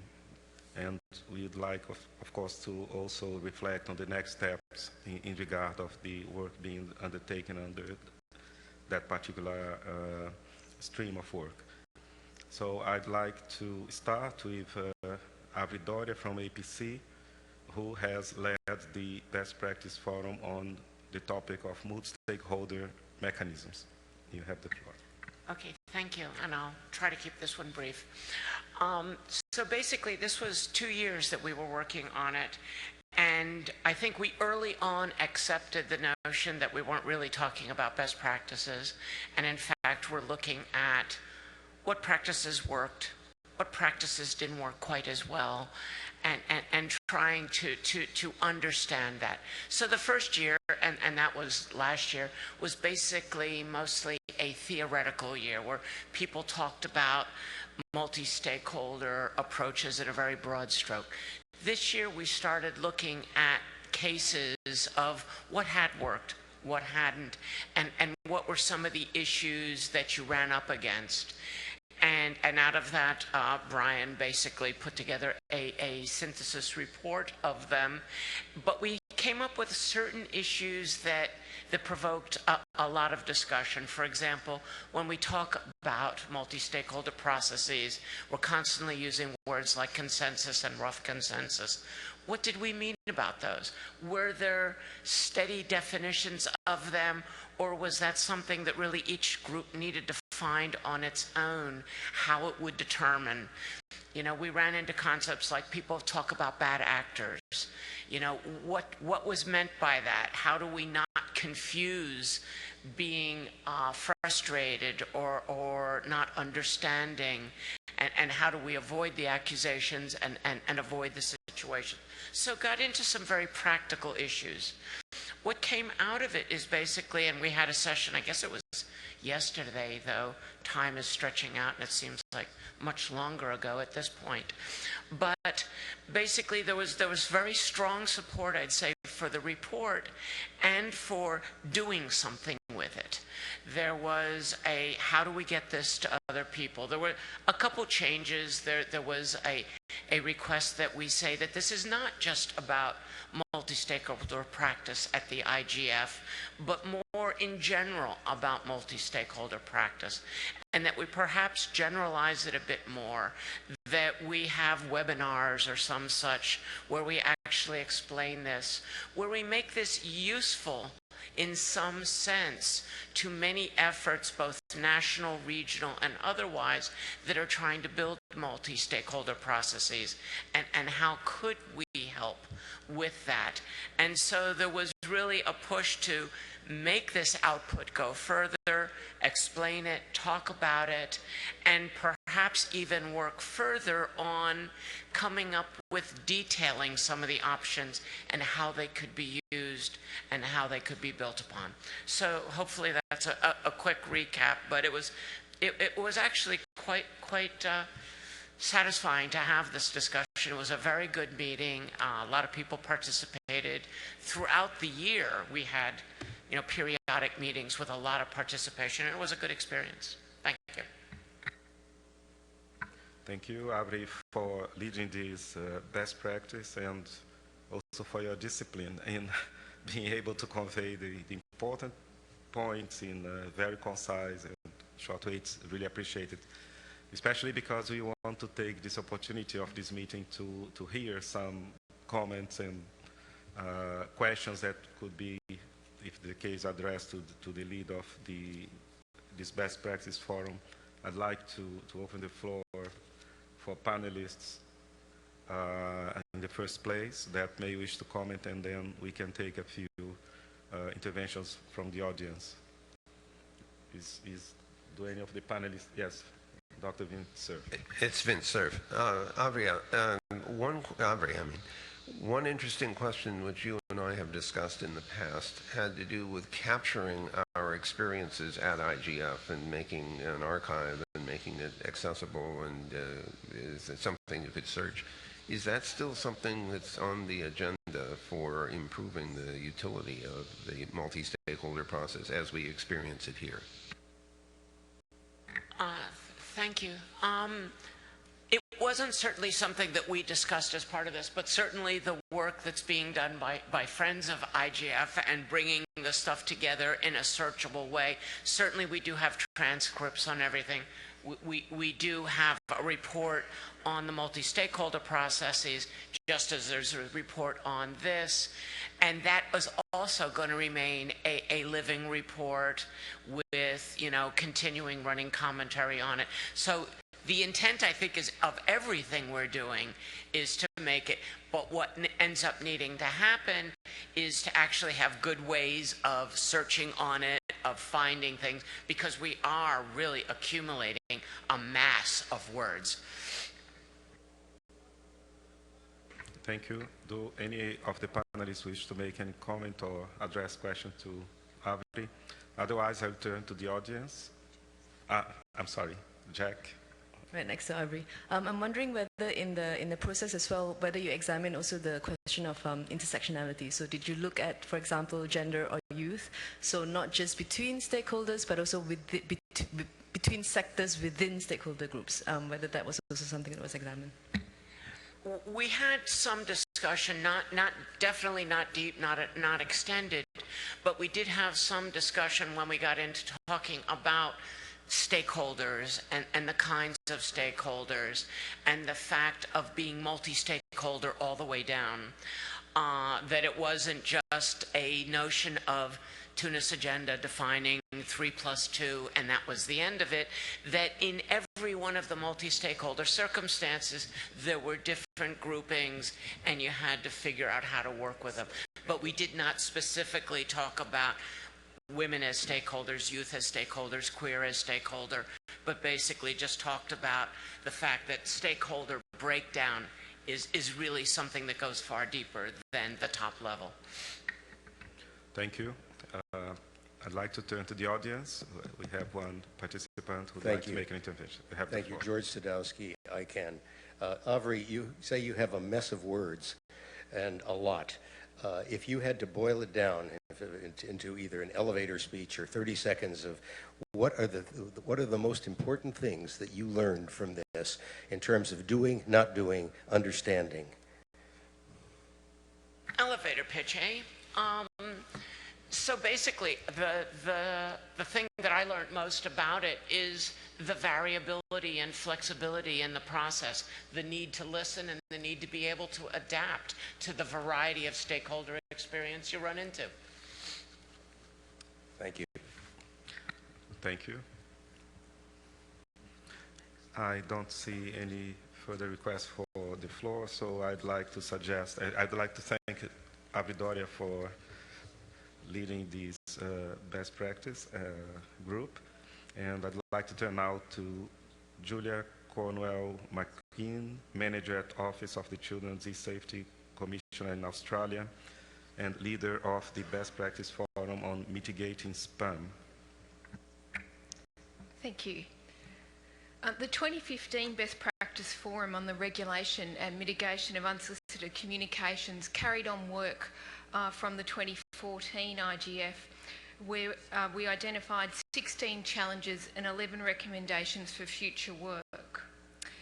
Unsolicited communications for the purpose of the forum and spam are analogous terms referring to written unsolicited communications that are carried on the internet, including and not limited to messages that spread malware or have other nefarious purposes. This year, the forum has focused on two main overarching streams: statistical and numerical data scaling the problem, and current examples of multi-stakeholder cooperation that attempt to resolve the problem, and the future of unsolicited communications, the next billion coming online, challenges for the developing world. Rather than provide a new set of best practices that must be followed, the 2015 Forum has made use of established practices, providing examples of where they have been successful so that others are encouraged to consider what may work in their own environments. These examples are provided for the most part through a series of case studies that represent contributions from a diverse array of participants and are annexed to the Forum's report. The Forum has collected and presents data from a variety of sources regarding the scale and scope of spam, phishing, malware and infections around the globe. While some data was available indicating, for example, that at the time of writing the botnet-related spam appears to be decreasing, and by the way the reason for this is unclear and it may indeed be a temporary respite, what became clear is that despite spam being a global issue, accurate quantification is a significant hurdle. No single data set can reliably measure the scope nor the scale of the problem or the cost or impact on economies for both industry and government to mitigate it. Further research is recommended by this BPF in that regard. The BPF held the view that the problems that are likely to be encountered by the next billion are most likely very similar to those that have come before. Spam, infections, malware and cybercrime will invariably be prevalent, perhaps more so in developing nations, as measures that have been deployed over time to address such issues may not be implemented prior to the broader deployment of broadband connectivity. The BPF wanted to learn about the needs and wants of those coming newly online, and so solicited input input from developing nations working closely with IGF Africa. To this end, a survey of IGF Africa participants was carried out. The results of the survey are detailed in the BPF report and were found by the IGF Africa participants as reflecting the real situation in Africa. The results indicate a desire for leadership to resolve the problem of unsolicited communications. Training has been flagged as a particular need. In order to give more focus to this topic, the BPF organised a matchmaking session on day 0 of this IGF. The session discussed many of the issues that have been highlighted in the forum's report and form recommendations. In particular, capacity building for developing nations coming online in the form of technical, consumer, regulatory and other learning needs were identified, as was the need for industry to help fund such initiatives. Early signs suggest a willingness from many to collaborate in moving these issues forward.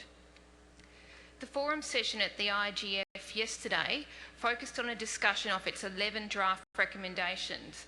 ID rating sheets were distributed, so there was a clear view of attendees' views on each of these recommendations, as well as an opportunity to provide feedback without giving a formal intervention.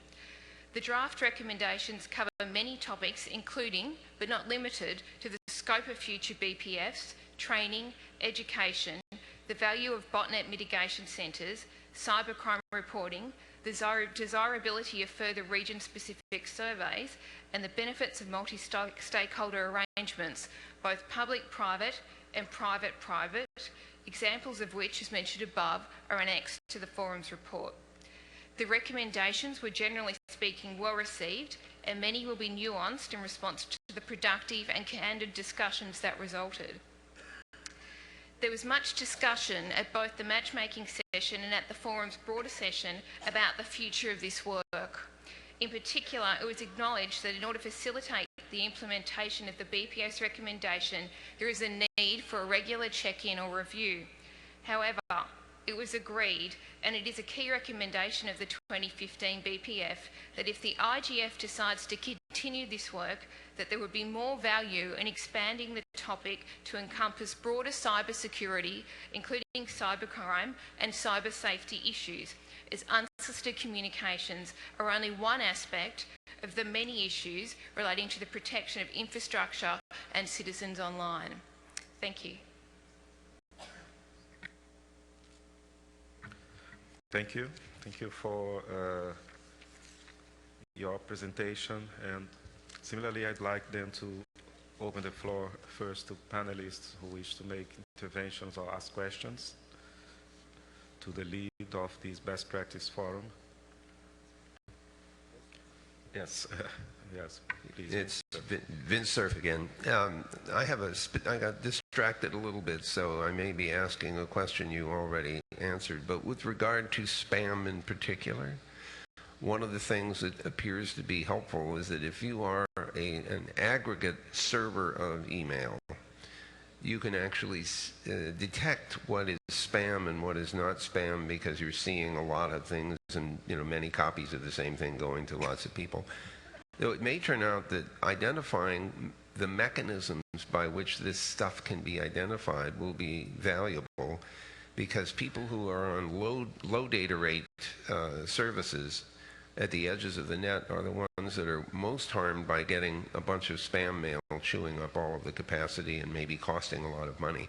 But the implication is that to mitigate that, since we can't really stop people from sending email, is that you need to go through some service that has the ability to process all of the incoming mail and filter it out before it reaches you, before it's downloaded to you. I assume that must have been covered in the report, but if it wasn't, I would make a small footnote. In fact, the report last year focused more on cybersecurity policies, so this was not an intended use of the report, but was one of the examples how IGF and best practice forums are having a real impact on policy shaping in the world. But the key outcomes of 2015 were on the base of a consensus. The first one was a consensus among the participants that although CSIRTs deal with a lot of sensitive data and there is a lot of potentially potential privacy issues when we deal with information. CSIRTs are one of the major custodians of privacy, and CSIRTs contribute a lot to add privacy, and every time you add more security, you add more privacy, as some contributors said. Also, another major consensus is that CSIRTs are only effective if there is trust.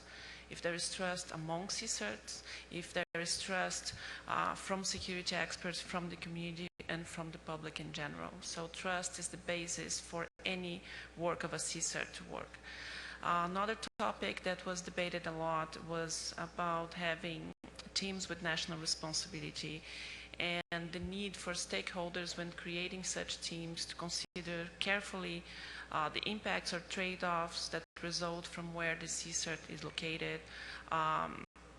And there was also another point that was raised, especially today in the session that we had, and with the feedback from the report, is that to reinforce that a CSIRT is only one of the actors. It is not an organization and a team that will resolve all the security problem. They have a very special function. They help a lot of organizations, but there is a need to have everyone involved in the security and in improving security of the ecosystem. And there was also a lot of discussion on similar care to be taken when CSIRTs cooperate with law enforcement, really to not be mistakes and to not have any issues with privacy. And the group as a whole felt a need that we should continue having a dialogue with all the stakeholders, a dialogue here, and so is still to be discussed how that would be best, if that would be a best practice forum or any other form, but there is a great need for really keeping a dialogue open with all the stakeholders about the roles of CSIRTs and about how we can improve the community. And as the major topic of this section here is connecting the next billion and billions, I think one of the major challenges for the next billion will be how to have them more secure online, because the learning curve will be steeper. We'll have people that will be less aware of the problems, that especially when we think about the digital literacy and how they know about the technology.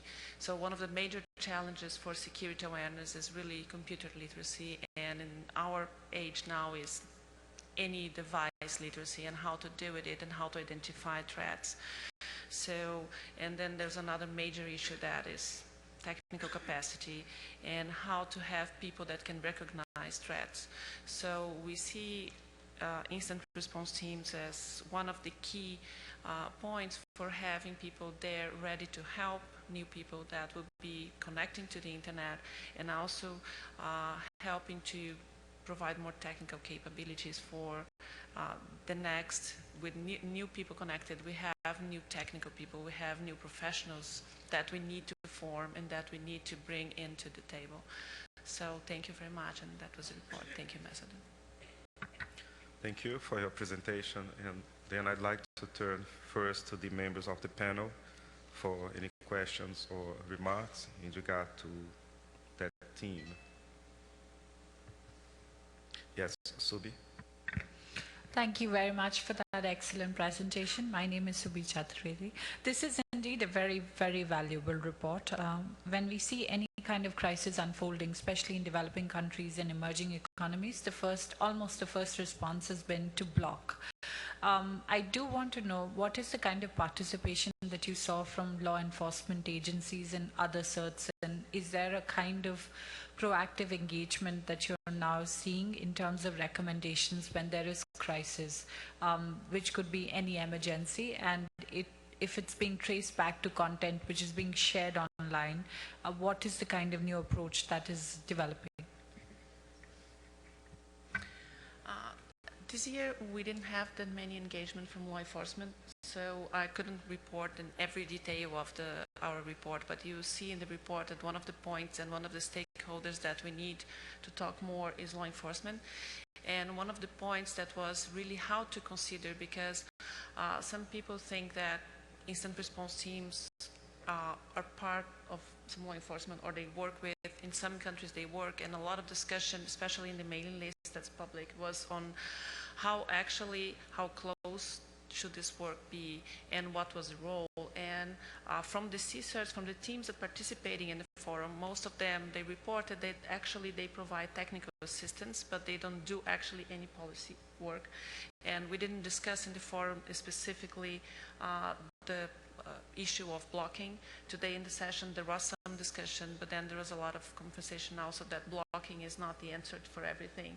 So we should be all working toward a healthier ecosystem, a healthier internet, and a more reliable, not necessarily just adding barriers and blockings, and really working with all these agencies and trying everyone to understand each other's role, and as a complementary role, I think is the way to go forward.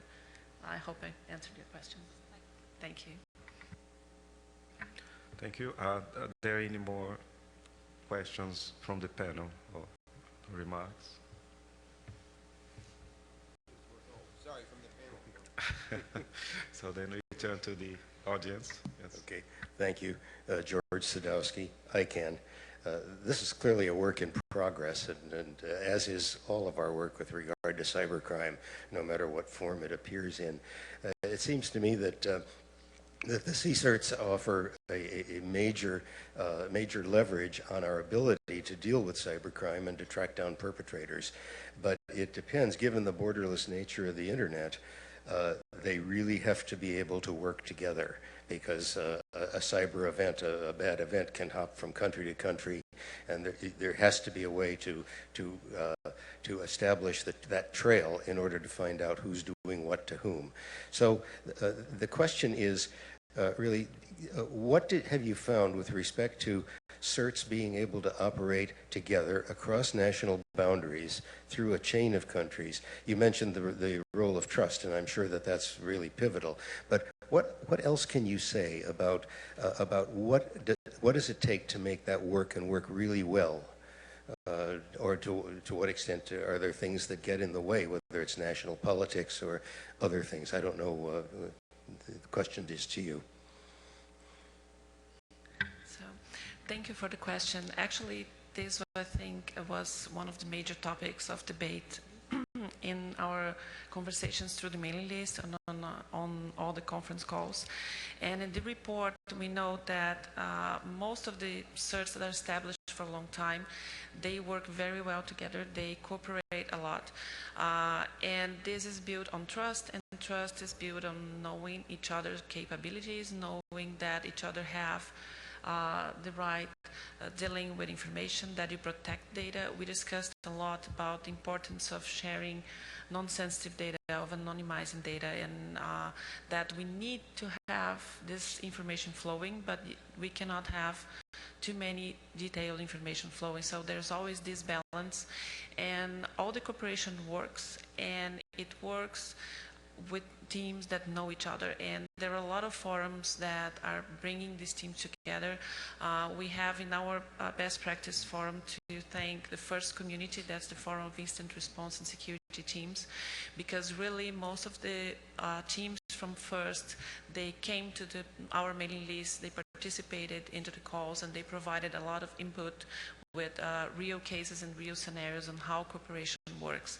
We had case studies submitted from Switzerland, from Korea, and from the Netherlands, and we had a lot of very good discussion, but there is not a recipe on how you can cooperate cross borders. And what we are doing is to meet a lot and to try to get to a common ground on what could be a better way to cooperate among the CSIRTs. And for sure, one of the points is that depending on where a team is located, as I said in my report, that could help or hinder how much information can change, and how much information others will change with the team. So this is really one of the major points in the report, that there needs to be more conversations among policymakers and among CSIRTs for each other to understand the importance of sharing information, to what extent CSIRTs can help policymakers, and to what extent policymakers can help CSIRTs to be more effective. So this is why we say that there needs to be more dialogue, there needs to be, I think, more awareness of everyone, and there's a lot to be done in the future. Thank you. Thank you. We'll turn to the second speaker from the audience. you have the floor. Merci beaucoup, ambassadeur. Bonsoir, je m'appelle Kossi Amessinou, je viens du Bénin. Je voudrais demander le travail des 7. Est-ce un travail formel ou informel? Dans les pays où il n'y a pas de 7, comment ça se passe exactement la coopération? Est-ce que ces pays sont laissés pour compte? Ou une structure au niveau international travaille pour assurer la sécurité de ces pays? Dans la mesure où la question de la fuite de l'information, de la perte de l'information est générale à l'échelle du monde.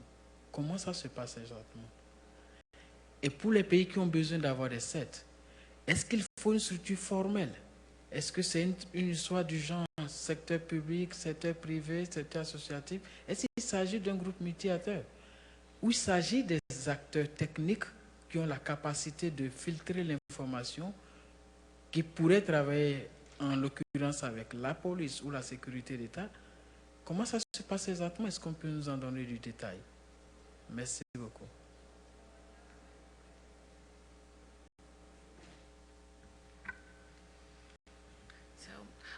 Thank you very much for the question.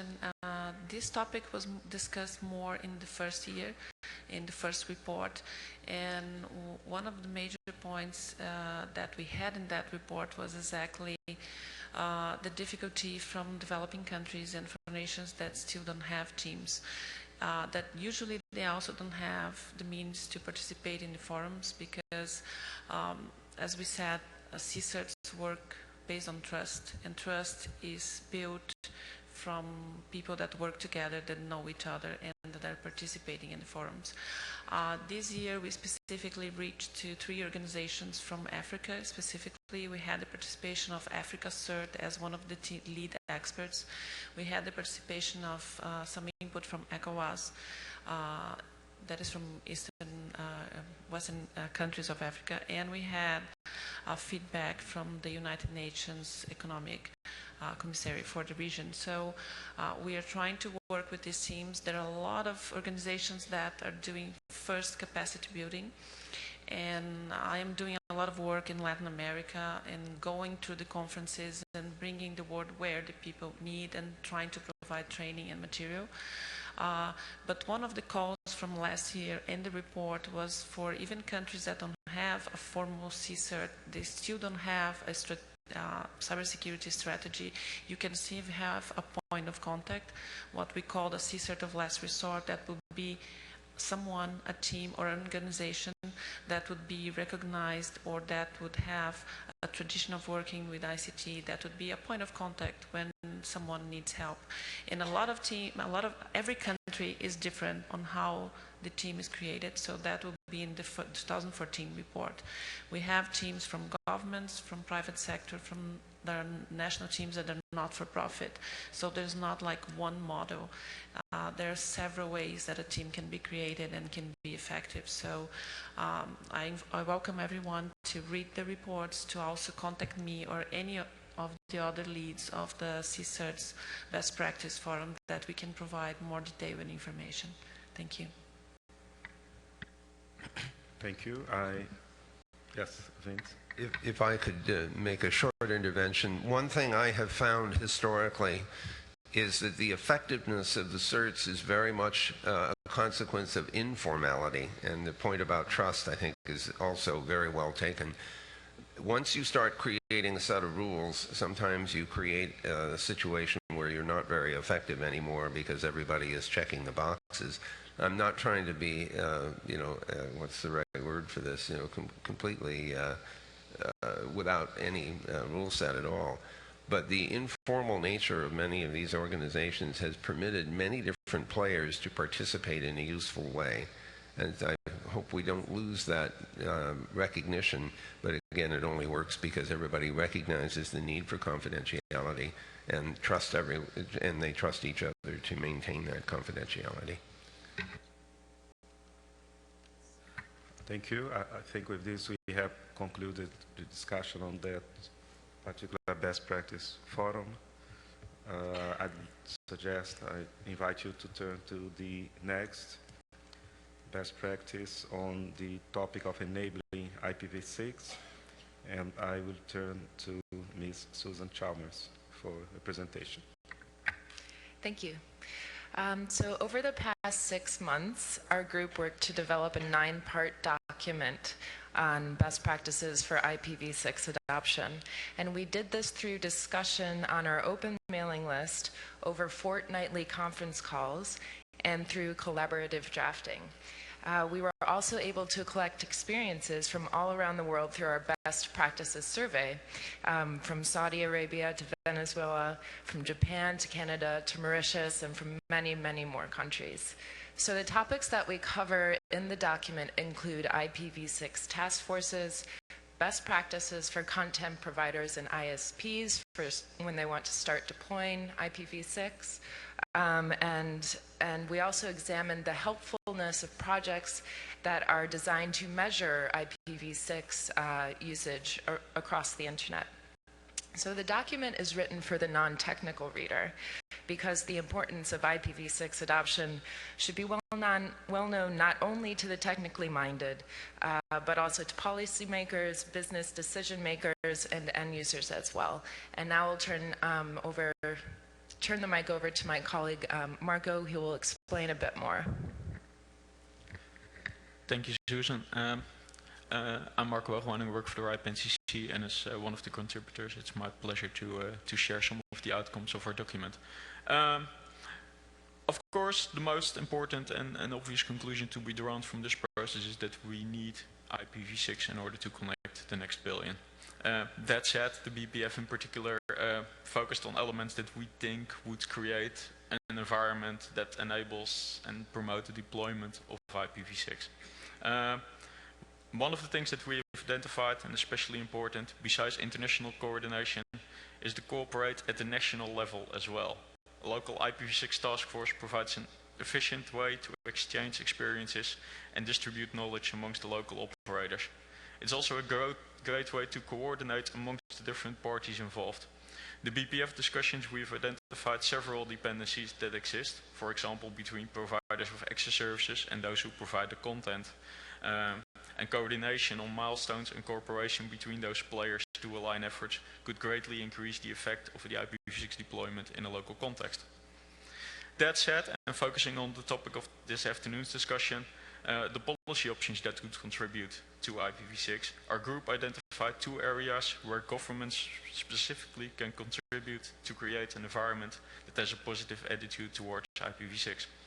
The first thing would be to deploy IPv6 yourself. Governments are a large user of internet themselves, and by deploying IPv6 in their networks and on their services, they can provide an incentive for equipment manufacturers and service providers to deploy IPv6. Showing leadership can provide the local market with confidence that IPv6 is an option and stimulate them to adopt IPv6 in their products and services as well. The second policy option our group would like to bring forward is to carefully evaluate existing policies and regulations for a protocol bias, and more importantly, any obstacles that would prevent or discourage people from deploying IPv6. A local IPv6 task force could provide a great venue to discuss, identify any issues, and to discuss solutions that would be satisfactory to the objects of all stakeholders involved and which lead to a more widespread adoption and use of IPv6. Finally, we also discussed the continuation of the IPv6 Best Practice Forum itself, and more importantly, any areas where we think this future work could focus on. We think the intersessional work and the tangible outcomes it produced are a great contribution to human and institutional capacity building. The draft document we have open for comments was very well received by the community, and several stakeholders have submitted comments in support of this work. We therefore would like to ask the IGF to continue this work towards the 2016 session. More specifically, we would like to suggest to focus more on the economic decision-making process that sits behind the decision to deploy IPv6. We feel that the potential financial impact of IPv6 adoption is a key factor for the decision many businesses and other stakeholders have to make, and further studying and documenting these mechanisms could be a great contribution to achieve our goals of the global deployment of IPv6 and finally in connecting the next billion users. Thank you. Thank you very much, Susan and Marco. And this idea of perhaps exploring the economic incentives of IPv6 implementation for next year might be a way forward. Before we open the floor for questions, from the audience, are there any panelists who would like to react to this? What a surprise. Please, Vin. First of all, it's a really important topic. We really do need V6, but I hope that the report makes it clear that we need to have dual stack if we're going to have a fully connected network, at least until we finally get everyone up and running on IPv6. So, yeah, and you're saying yes, so that's good to hear. The second point is that the Internet of Things is going to drive demand for address space, and so as that tidal wave hits, that should provide some incentive as well.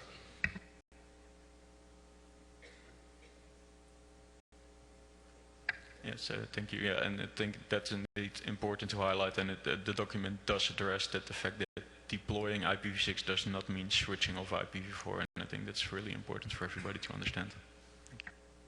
Thank you. Another question from Dr. Pepper. Well, or just a quick comment, Marco, to build on what Vince said. If we think about the V6 adoption, deployment and adoption, there's really three legs to the stool, right? One is the devices, and as Vin points out, there are virtually no new devices or machine-to-machine things that are being deployed that don't have, they're not V6 capable. The second, though, is the networks, right? And so it's not just the public networks, but it absolutely are the, sort of the private networks, the government networks, the enterprise networks, and what are the incentives. And the point about getting governments to do it themselves first, it can be a huge driver. But it's not until those two things are way underway that it's the third leg of the stool that's going to really pull and really drive the broader adoption, and that is the applications and the sort of the things up the stack that have to convert. Some of the application providers have already done that. Many have not, and it's sort of the chicken and the egg issue. But if we can crack, the first two and then pull through and have some really compelling content providers and application providers convert, that will create sort of the critical mass that's going to accelerate further. I'm actually quite optimistic, but I'm very impatient. So on this one, I call myself an impatient optimist. Thank you very much. Any other reactions from the panel before we move to the audience? So we have a question from the floor, please, and start by introducing yourself. It's certainly from the Senate. He's a professor for Chinese Academy of Sciences. So I just want to add two comments for the IPv6 deployment. Of course, that IPv6 deployment is very important for the next billion users. But it's very important that how to deploy IPv6. The first comment is, I can remember that maybe 3 or 4 years ago, and run after IPv4 allocation in the world. But now there is still some IPv4 address in the regional IRs for the IPv4 v6 transition. But I don't know when it will run out, maybe next year. So it's a very good time to evaluate if the IPv6 can deploy it next year. And the second comment is, now the price for IPv4 is very expensive. Now it's about 10 to 12 US dollars per IPv4 address. It's much higher than the minimum price. It's very interesting. I think even for .com it's about less than 10 US dollars. The important thing is how expensive for the users can be accepted. Maybe 10 or 20 or 30. If I cannot buy a IPv4 address in 50 US dollars, I cannot accept it. It'll be very important for us to deploy IPv6. But another comment is I don't think that IPv6 is a unique factors for the next billion users. But it's very important, but it's not a unique one. Thank you. Thank you very much. Marco or Susan, would you like to react to that? Yeah, first a quick response to Dr. Pepper, and I think that's why we put so much focus on the coordination is to align the efforts between the players. And in response to the gentleman, I think you raise a very important point regarding the price of IPv4. That's why we suggest to further work on the economic aspects that drive the decision. To your comment and to clarify the status of the several RIRs, apart from Afrinic, who still have a small pool left, IPv4 has run out in all other 4 regions. So there is no further option to obtain large quantities of IP addresses from the various RIRs. That's and yeah, like I said, we hope next year that we are allowed to look into the economics of IPv6. Thank you, Marco. We have another question from the gentleman on the left. Please introduce yourself. Yeah, my name is Taha Shah. I'm a consultant for German government to introduce IPv6. So one of the governments which do it for themselves. I have a comment. Perhaps it's not the key factor to bring people into the internet, IPv6. It's important, but perhaps not the key factor. But from my perspective, it will be the key factor to huge parts of economic sectors in the countries to provide machine-to-machine connection in the next decade. So the question is somehow should we change the title of this to connecting that next 100 billion machines? Thank you very much. We'll take the following question and perhaps close the queue for now, and then redistribute the questions before we move to the next best practice. Please introduce yourself. Okay, I'm David Bakala, the director of the African Regional Bureau of the Internet Society. And my comment is with regards to what Marco said. I think there was recommendation on what governments should do. But what about the other stakeholders?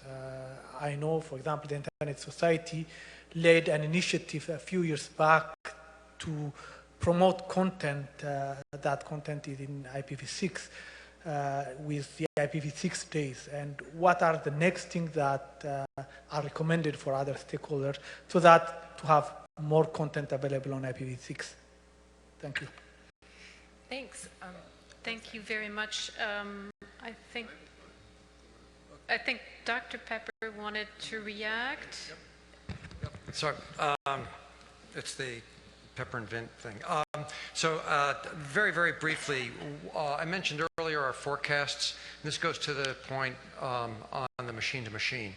And it also relates to something earlier, which is about the digital divide.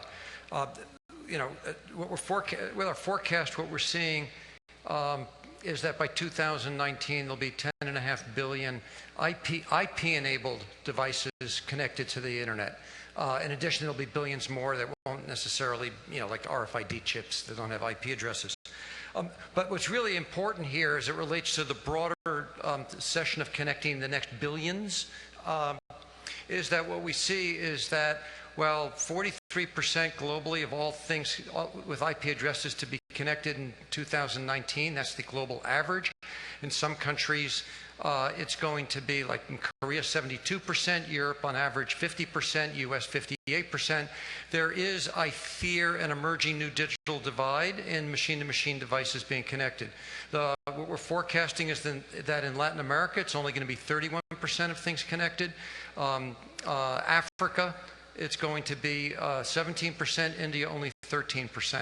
And if indeed these new types of devices are going to add real value because of the positive sides of the Internet of Things with all kinds of new applications for things like food security, water security, disease detection, we cannot afford a new emerging third version of the digital divide in the Internet of Things and machine-to-machine devices. Thank you very much. Vint, you wanted to react, please. I think I want to reinforce this observation. It may very well be that you'll end up with skipping over the history that other countries have lived through with regard to internet. This is already kind of happening when you watch people getting online with a mobile and a smartphone. They are passing over 30 years of history in other parts of the world. So one possible scenario in response to what Dr. Pepper mentioned is that the devices that are available on the market may come with IPv6 built in because you can't get one that doesn't have that capability. Then the question will be whether it has any utility at all. If there is no network capacity to make use of that kind of protocol, then it won't serve in the same way it would where it's fully connected to the rest of the net. But it may very well be that we will see a more uniform adoption of these set of enabled devices simply because they're the only thing available. Thank you very much, Susan, and then we'll move to the next best practice theme. Please. Thanks, Constance. Just very briefly to respond to the audience question. In the paper, we not only provide the best practices that were mentioned for governments, but we also canvass best practices per stakeholder group. And so I would encourage you to check the document out because it is a pretty robust document. We do cover all groups, including businesses as well. Thank you. Thank you very much. It was a very good discussion following the presentation of those best practices. I'd like now to move to the next theme, best practices for establishing successful IXPs. A small team worked on these best practices, and here today we have Malcolm Huddy from Links and my colleague Jane Coffin from the Internet Society. Please. Thank you, Constance, and thank you to the IGF Secretariat staff, particularly Wim, who was our shepherd through this process. You mentioned our small but capable team. Not sitting with me here today are Gael Hernandez, Kyle Spencer from the Ugandan IX, Chip Sharp, and others who are core to that team, and Malcolm, of course. The intersessional work that we undertook formed a strong team of people, very important, this human aspect, yes, who spent time discussing the issues, but more importantly, listening to each other over 6 months, on monthly and almost weekly calls over the last 2 months, and through a survey done by the IX Federation, which was very helpful. These best practices should be viewed as setting the stage for establishing enabling environments to establish successful IXPs, Internet Exchange Points. Like the IPv6 team, our best practices report is not meant as a how-to on the technology, not a how-to to build an IXP, but they are a baseline and a foundation related to enabling environments to establish IXPs. These best practices complement the excellent IGF workshops that have been held since 2007 by colleagues like Bill Woodcock from Packet Clearing House and other colleagues. The successful work has been done around the world as well to establish IXPs and level them up. So this is a framework to look at those environments. Very simply, and to summarize, our best practices report focuses on the role and benefits of IXPs, lowering costs, increasing quality of service, increasing competition, building local technical communities, and forming partnerships. Identification of main stakeholders and their roles. IXP operators, peering coordinators, the technical community, governments, regional IX associations, and experts. Environmental constraints, challenges and opportunities, power, human capacity, policy and regulatory challenges, and how to shift those challenges into opportunities to build out not only Internet Exchange Points, but a robust Internet ecosystem. Indicators of successful IXPs, growth of interconnection and more peers at the IX, more locally relevant content being built, and the development of more local technical experts. Case studies and reference documents and links to helpful materials, those are contained in the report. And we know that during the Best Practices Forum session yesterday, we had excellent questions from colleagues from Afghanistan with remote and local experts who helped amplify questions that developing countries and emerging markets do have about how to develop that community of interest and those IXPs. Key policy messages that we articulated in the report, and these are not by any means final. There's lots more that could be articulated. IXPs do not provide international transit connectivity directly. A need for an IXP is often driven by local and market conditions. No IXP is the same around the world. The communities are similar but different. IXPs need time to mature. It can take 2 to 6 to 7 years to develop one. Just depends on your local circumstances. Neutrality is essential. Location and management of that particular aspect on neutrality are super critical. IXPs are a piece of the puzzle. They're not a single solution. Internet traffic is not an accurate measure of success at an IXP. There are licensing and policy issues as well that we articulated, and we know that there's more work that can be done on these issues. To summarize, IXPs are not a panacea, they're not a magic solution, but they're a part of the internet ecosystem, part of a value chain. So what is the nexus between these best or good practices, as Dr. Pepper has said, and sustainable development for and connecting the next billion?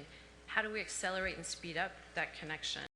We've seen a formula that's worked for targeted development, and that formula is building connectivity, the infrastructure, building communities, the people, the stakeholders, capacity development, the training, the face-to-face and online training, and the policies that enable them, bottom-up governance and local and national governmental and environmental factors.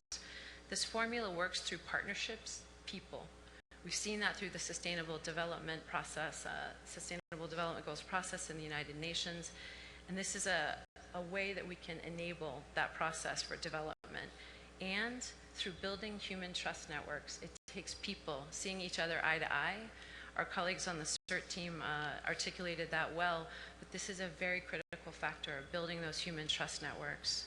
So we have an opportunity to strengthen, amplify, and accelerate connecting the next billion and the final billions. With respect to IXP good practices, what's next? We offer a caveat that, again, all countries are different, but we think there's a lot more we could do to focus on some of the key challenges that have been articulated, questions raised. For example, landlocked countries, small island developing states, countries that have satellite connectivity almost solely, and how do we reboot or revive IXPs that have gone dormant? So thank you very much. We'll keep it short, but those are some of the aspects of our report, issues we've identified, and a formula that we think could be helpful for sustainable development. Thank you very much.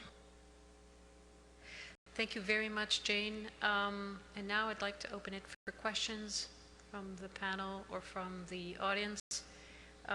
We're a little late on schedule and you have to leave, but please. Well, I'm hurting myself because I have the, yeah, I understand. Just a question about IXPs and content distribution networks, because the two have some relationship, and in some cases an IXP can also be useful as a CDN, and that also has benefits. Yes, thank you very much, Vint. That is something we did articulate in our report and was highlighted actually yesterday during the forum, the Best Practices Forum, and on a workshop today organized by CIRA and ISOC. Very important factor. CDNs are attracted generally by IXPs. It starts this virtual cycle of development of that internet economic ecosystem. More CDNs, more content, more uptake, more use, lower prices, more users, more uptake, more use. Thank you very much. Since Wim, and since we're a little late on the schedule, apologies, but then we will move directly to the last best practice, absolutely, on countering abuse against women online.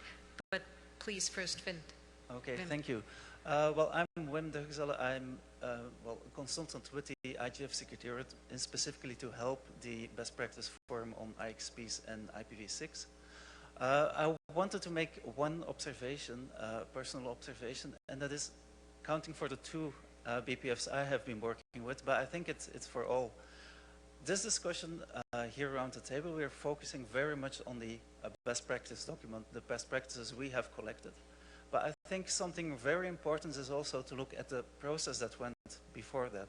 Because my personal feeling is that during those 6 months, we, and if I say we, that's me as a consultant and my colleagues consultants together with the coordinators, we were obliged to reach out to people, to experts that are normally not attending IGF meetings, that are normally not involved in the IGF process.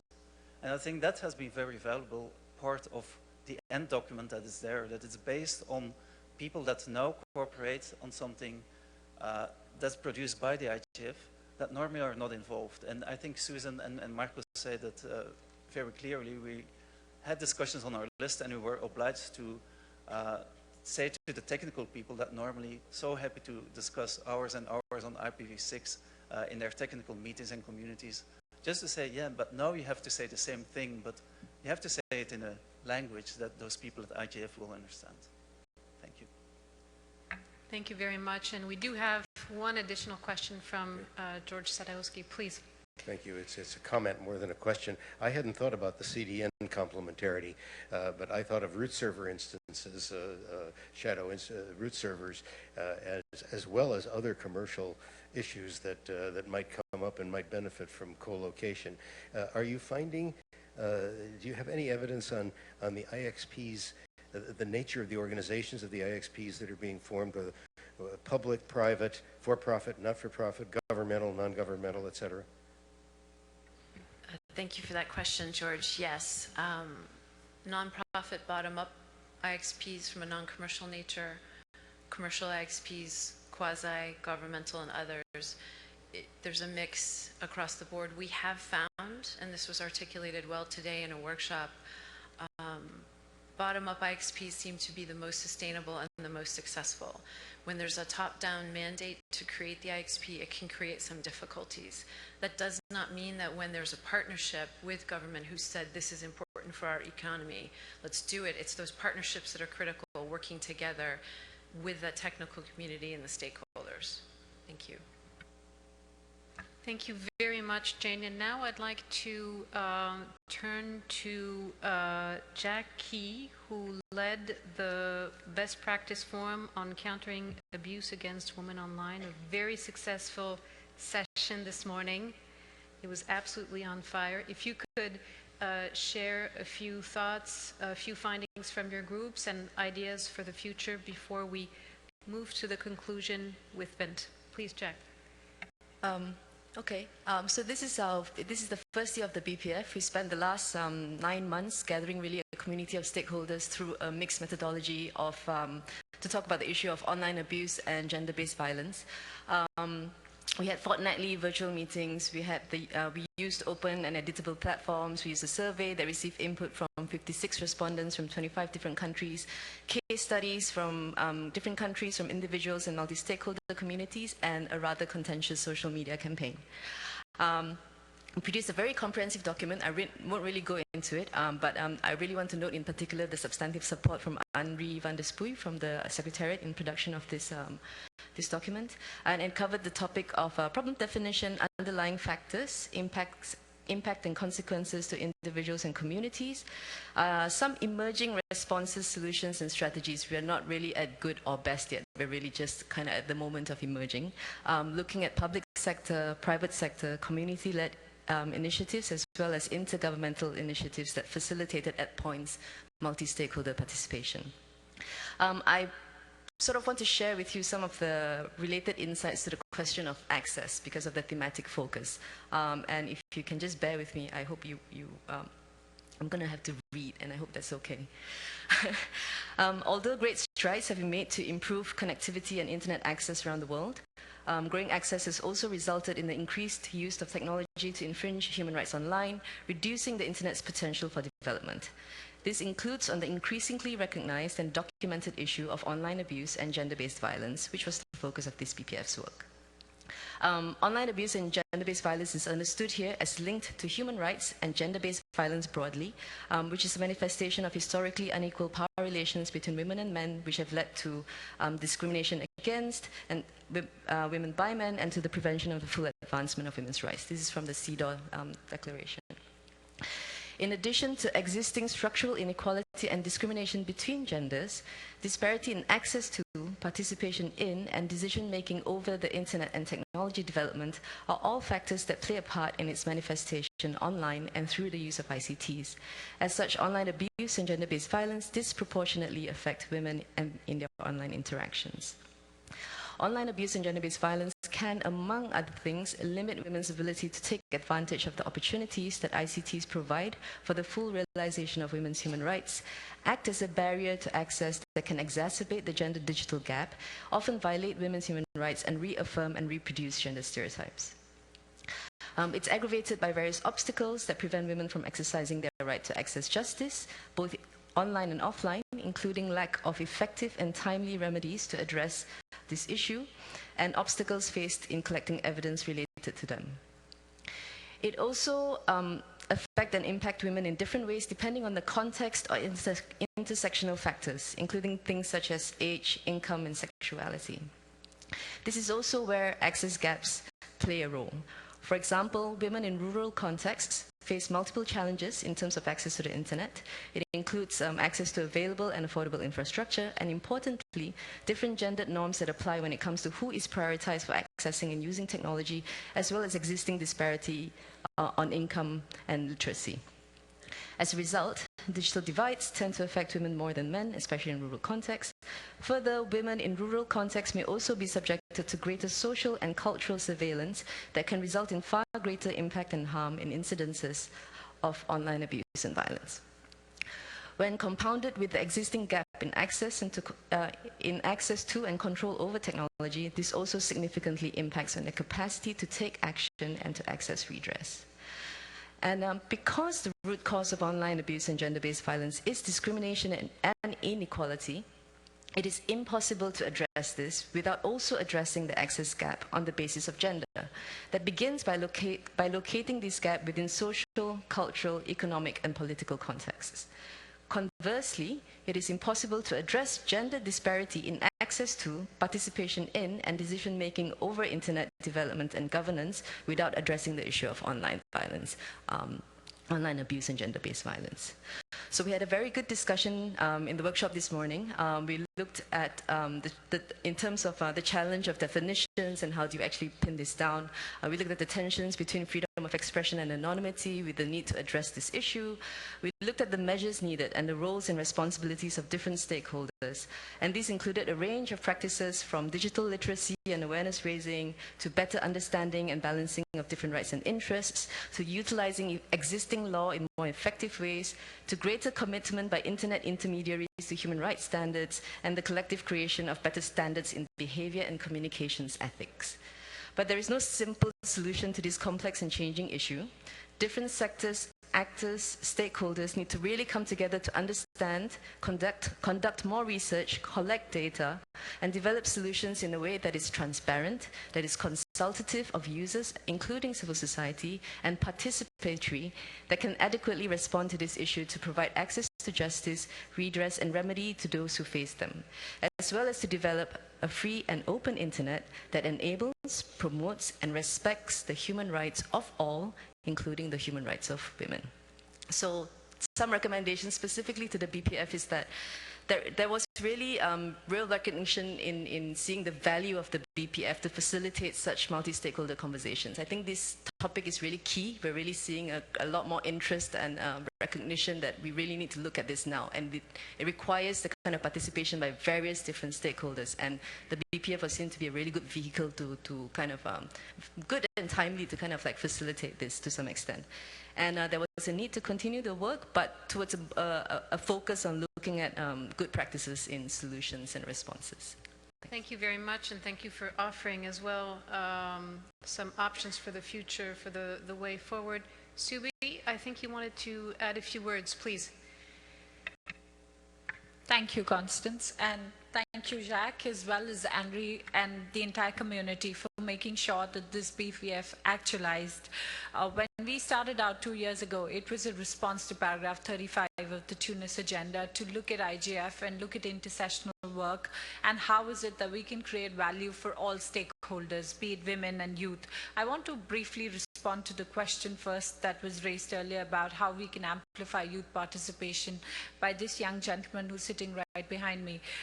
It's important that you're here. It's important that you're speaking with us at this table, and it's important that you're asking these questions, both when it comes to women as well as youth and marginalized communities, being there at the decision-making table. So when we're connecting the next billion, connecting them is the first step, really. When we started out with the BPF, one of the key issues that we wanted to look at was problem definition, and was also to look at contours of violence, also to look at what happens when you bring young girls, young women online, and then they are in an environment where there is a lot of online violence and abuse. Do they come back to that environment? What is it that we can do in terms of affirmative action as a community? Why is it that this is not just a gender-based issue? Why is this not just a human rights or a women's issue?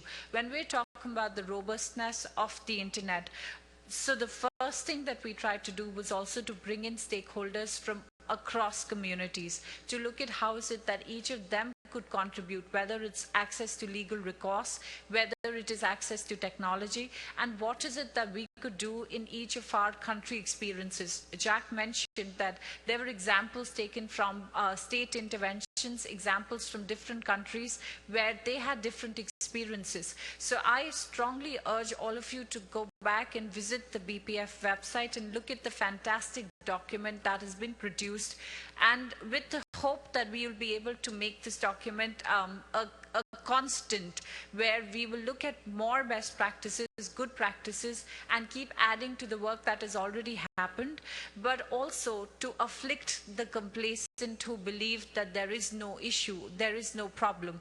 So one of the biggest successes is to mainstream the issue and clearly create more awareness about the challenges that occur when we bring young people online, whether it is bad or legally framed laws which look at mitigating unsolicited communication but end up sending young women to jail for posting content which is constitutionally valid. So the kind of challenges that you would not imagine that are keeping people from getting connected. And this is also equivalence in what happens offline in developing countries and emerging economies. The same kind of behavior exerts online. So the kind of way forward we're looking at is constant engagement and more solutions, and also engagement from across stakeholder groups. Thank you for your participation. Thank you very much, Subi. Do we have questions from panelists or from the floor? Any reactions, comments? Vote, please. Walter Natris, one of the consultants. I want to talk a little bit about the process. I think we had 6 excellent examples of how BPFs can work. But what I'd like to stress that instead what happened last year is that we, and I think I speak for Wim and for Henri and for Brian, that we have an evaluation of the internal process also. Because I think there are a few points that could be better, and we all 4 sort of agree on that. And that's not to discuss here, but not to forget it when the MAG comes together again and we also have the chance to discuss the process of the whole BPF. So thank you. Thank you very much. And I think definitely the question of the methodology and continuously fine-tuning it year after year is critical. A related issue, of course, is the resources of the IGF Secretariat, to ensure that the experts such as Wim and others who have also contributed to this and made this possible, that we have these resources to continue intersessional activities. Yes, please, on the right. Please introduce yourself. Thanks. Hi, my name is Jan and I work at the APC. Also, just to commend the IGF for really undertaking the process for this particular best practice forum. I think 6 years ago, when we were trying to have these conversations, they really didn't happen at all. So it's really great to see not only within the BPF space, but also in terms of the number of workshops, which really are beginning to address this issue. And not narrowly looking at online abuse, but also looking at its intersections with other kinds of issues. And just the last point in terms of the process, I think it will also be really important to look to see at how intersessional work can be more prominent within regional IGFs, because I think that's also the value of this kind of work, to bring regional specificity, so that we can also develop regionally specific responses. Thanks. Thank you very much. Perhaps we'll take another question. Thank you so much. My name is Arsene Tungali. I'm an IGF, an ISOC ambassador to the IGF, and I'm glad to be here today. It's just a quick comment about the best practice forum about women and online violences. I'd like just to say there is a lot going on in Africa, especially from where I am. I'm from the Democratic Republic of Congo. The same issue about women participation, but women's access to the same privileges as men are still going on in Africa. And when talking about online abuse, there is the issue for women to access first to education. And when women are not accessing education, they are not able to access, to even think of being digitally literate. And so those are the things that keep on women facing violences. And so if organizations and people can keep on encouraging women to have access to education, women participating as well on all those having access to everything that men are having access to, I think that can help to reduce violences offline as well online. Thank you. Thank you. I think we'll have the leaders perhaps react to that very quickly, and then Vint will kindly conclude the session before he has to disappear, unfortunately. Jack, would you like to react to the comments? I couldn't agree with you more. I think that was exactly what we were also finding, that you really need to locate it within existing inequalities and how technology plays a role. So it really is looking at the interrelation between how technology can actually empower or disempower and either address discrimination or sort of exacerbate them in different contexts. And I think, I could go on and talk about, I guess, lots of different cases and experiences, but yeah, I really appreciate you bringing that point up. Thanks very much. Thank you very much, Jack, Subi, Henri, all of you who have worked on this very important piece. And now, Help! I'm trapped. I'd like to ask Vint, we really have to, I'm very sorry, we really have to wrap up. To help us conclude this session with a few thoughts about connecting the next billion, of course, the different themes we heard about that feed into the priority connecting the next billion, and also the role of the IGF in reaching these targets. Please, Vint. Well, thank you. I do have very little time, but let me try to summarize a few things. Oh, I'm getting feedback, so I guess I need...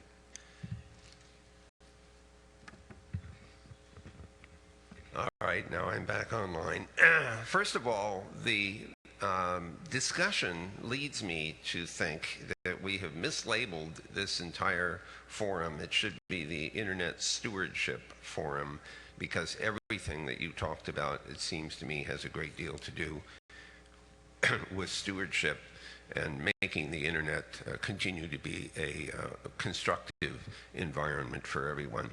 Second, I want to observe that this notion of connecting the next billion is really a funny concept. It's as if you were saying, we're only going to connect the next billion in a certain location or something. This is a distributed connection, and it means that the next billion will be coming from many, many different parts of the world, and they will be connected by many different means. And so none of this is uniform, and it's a continuous kind of process.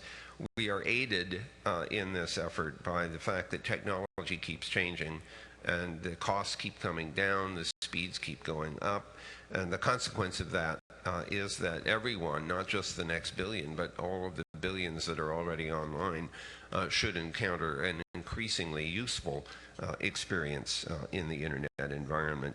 The question about emerging trends, it should be obvious by now that we're seeking to move forward on making Internet available and useful for everyone.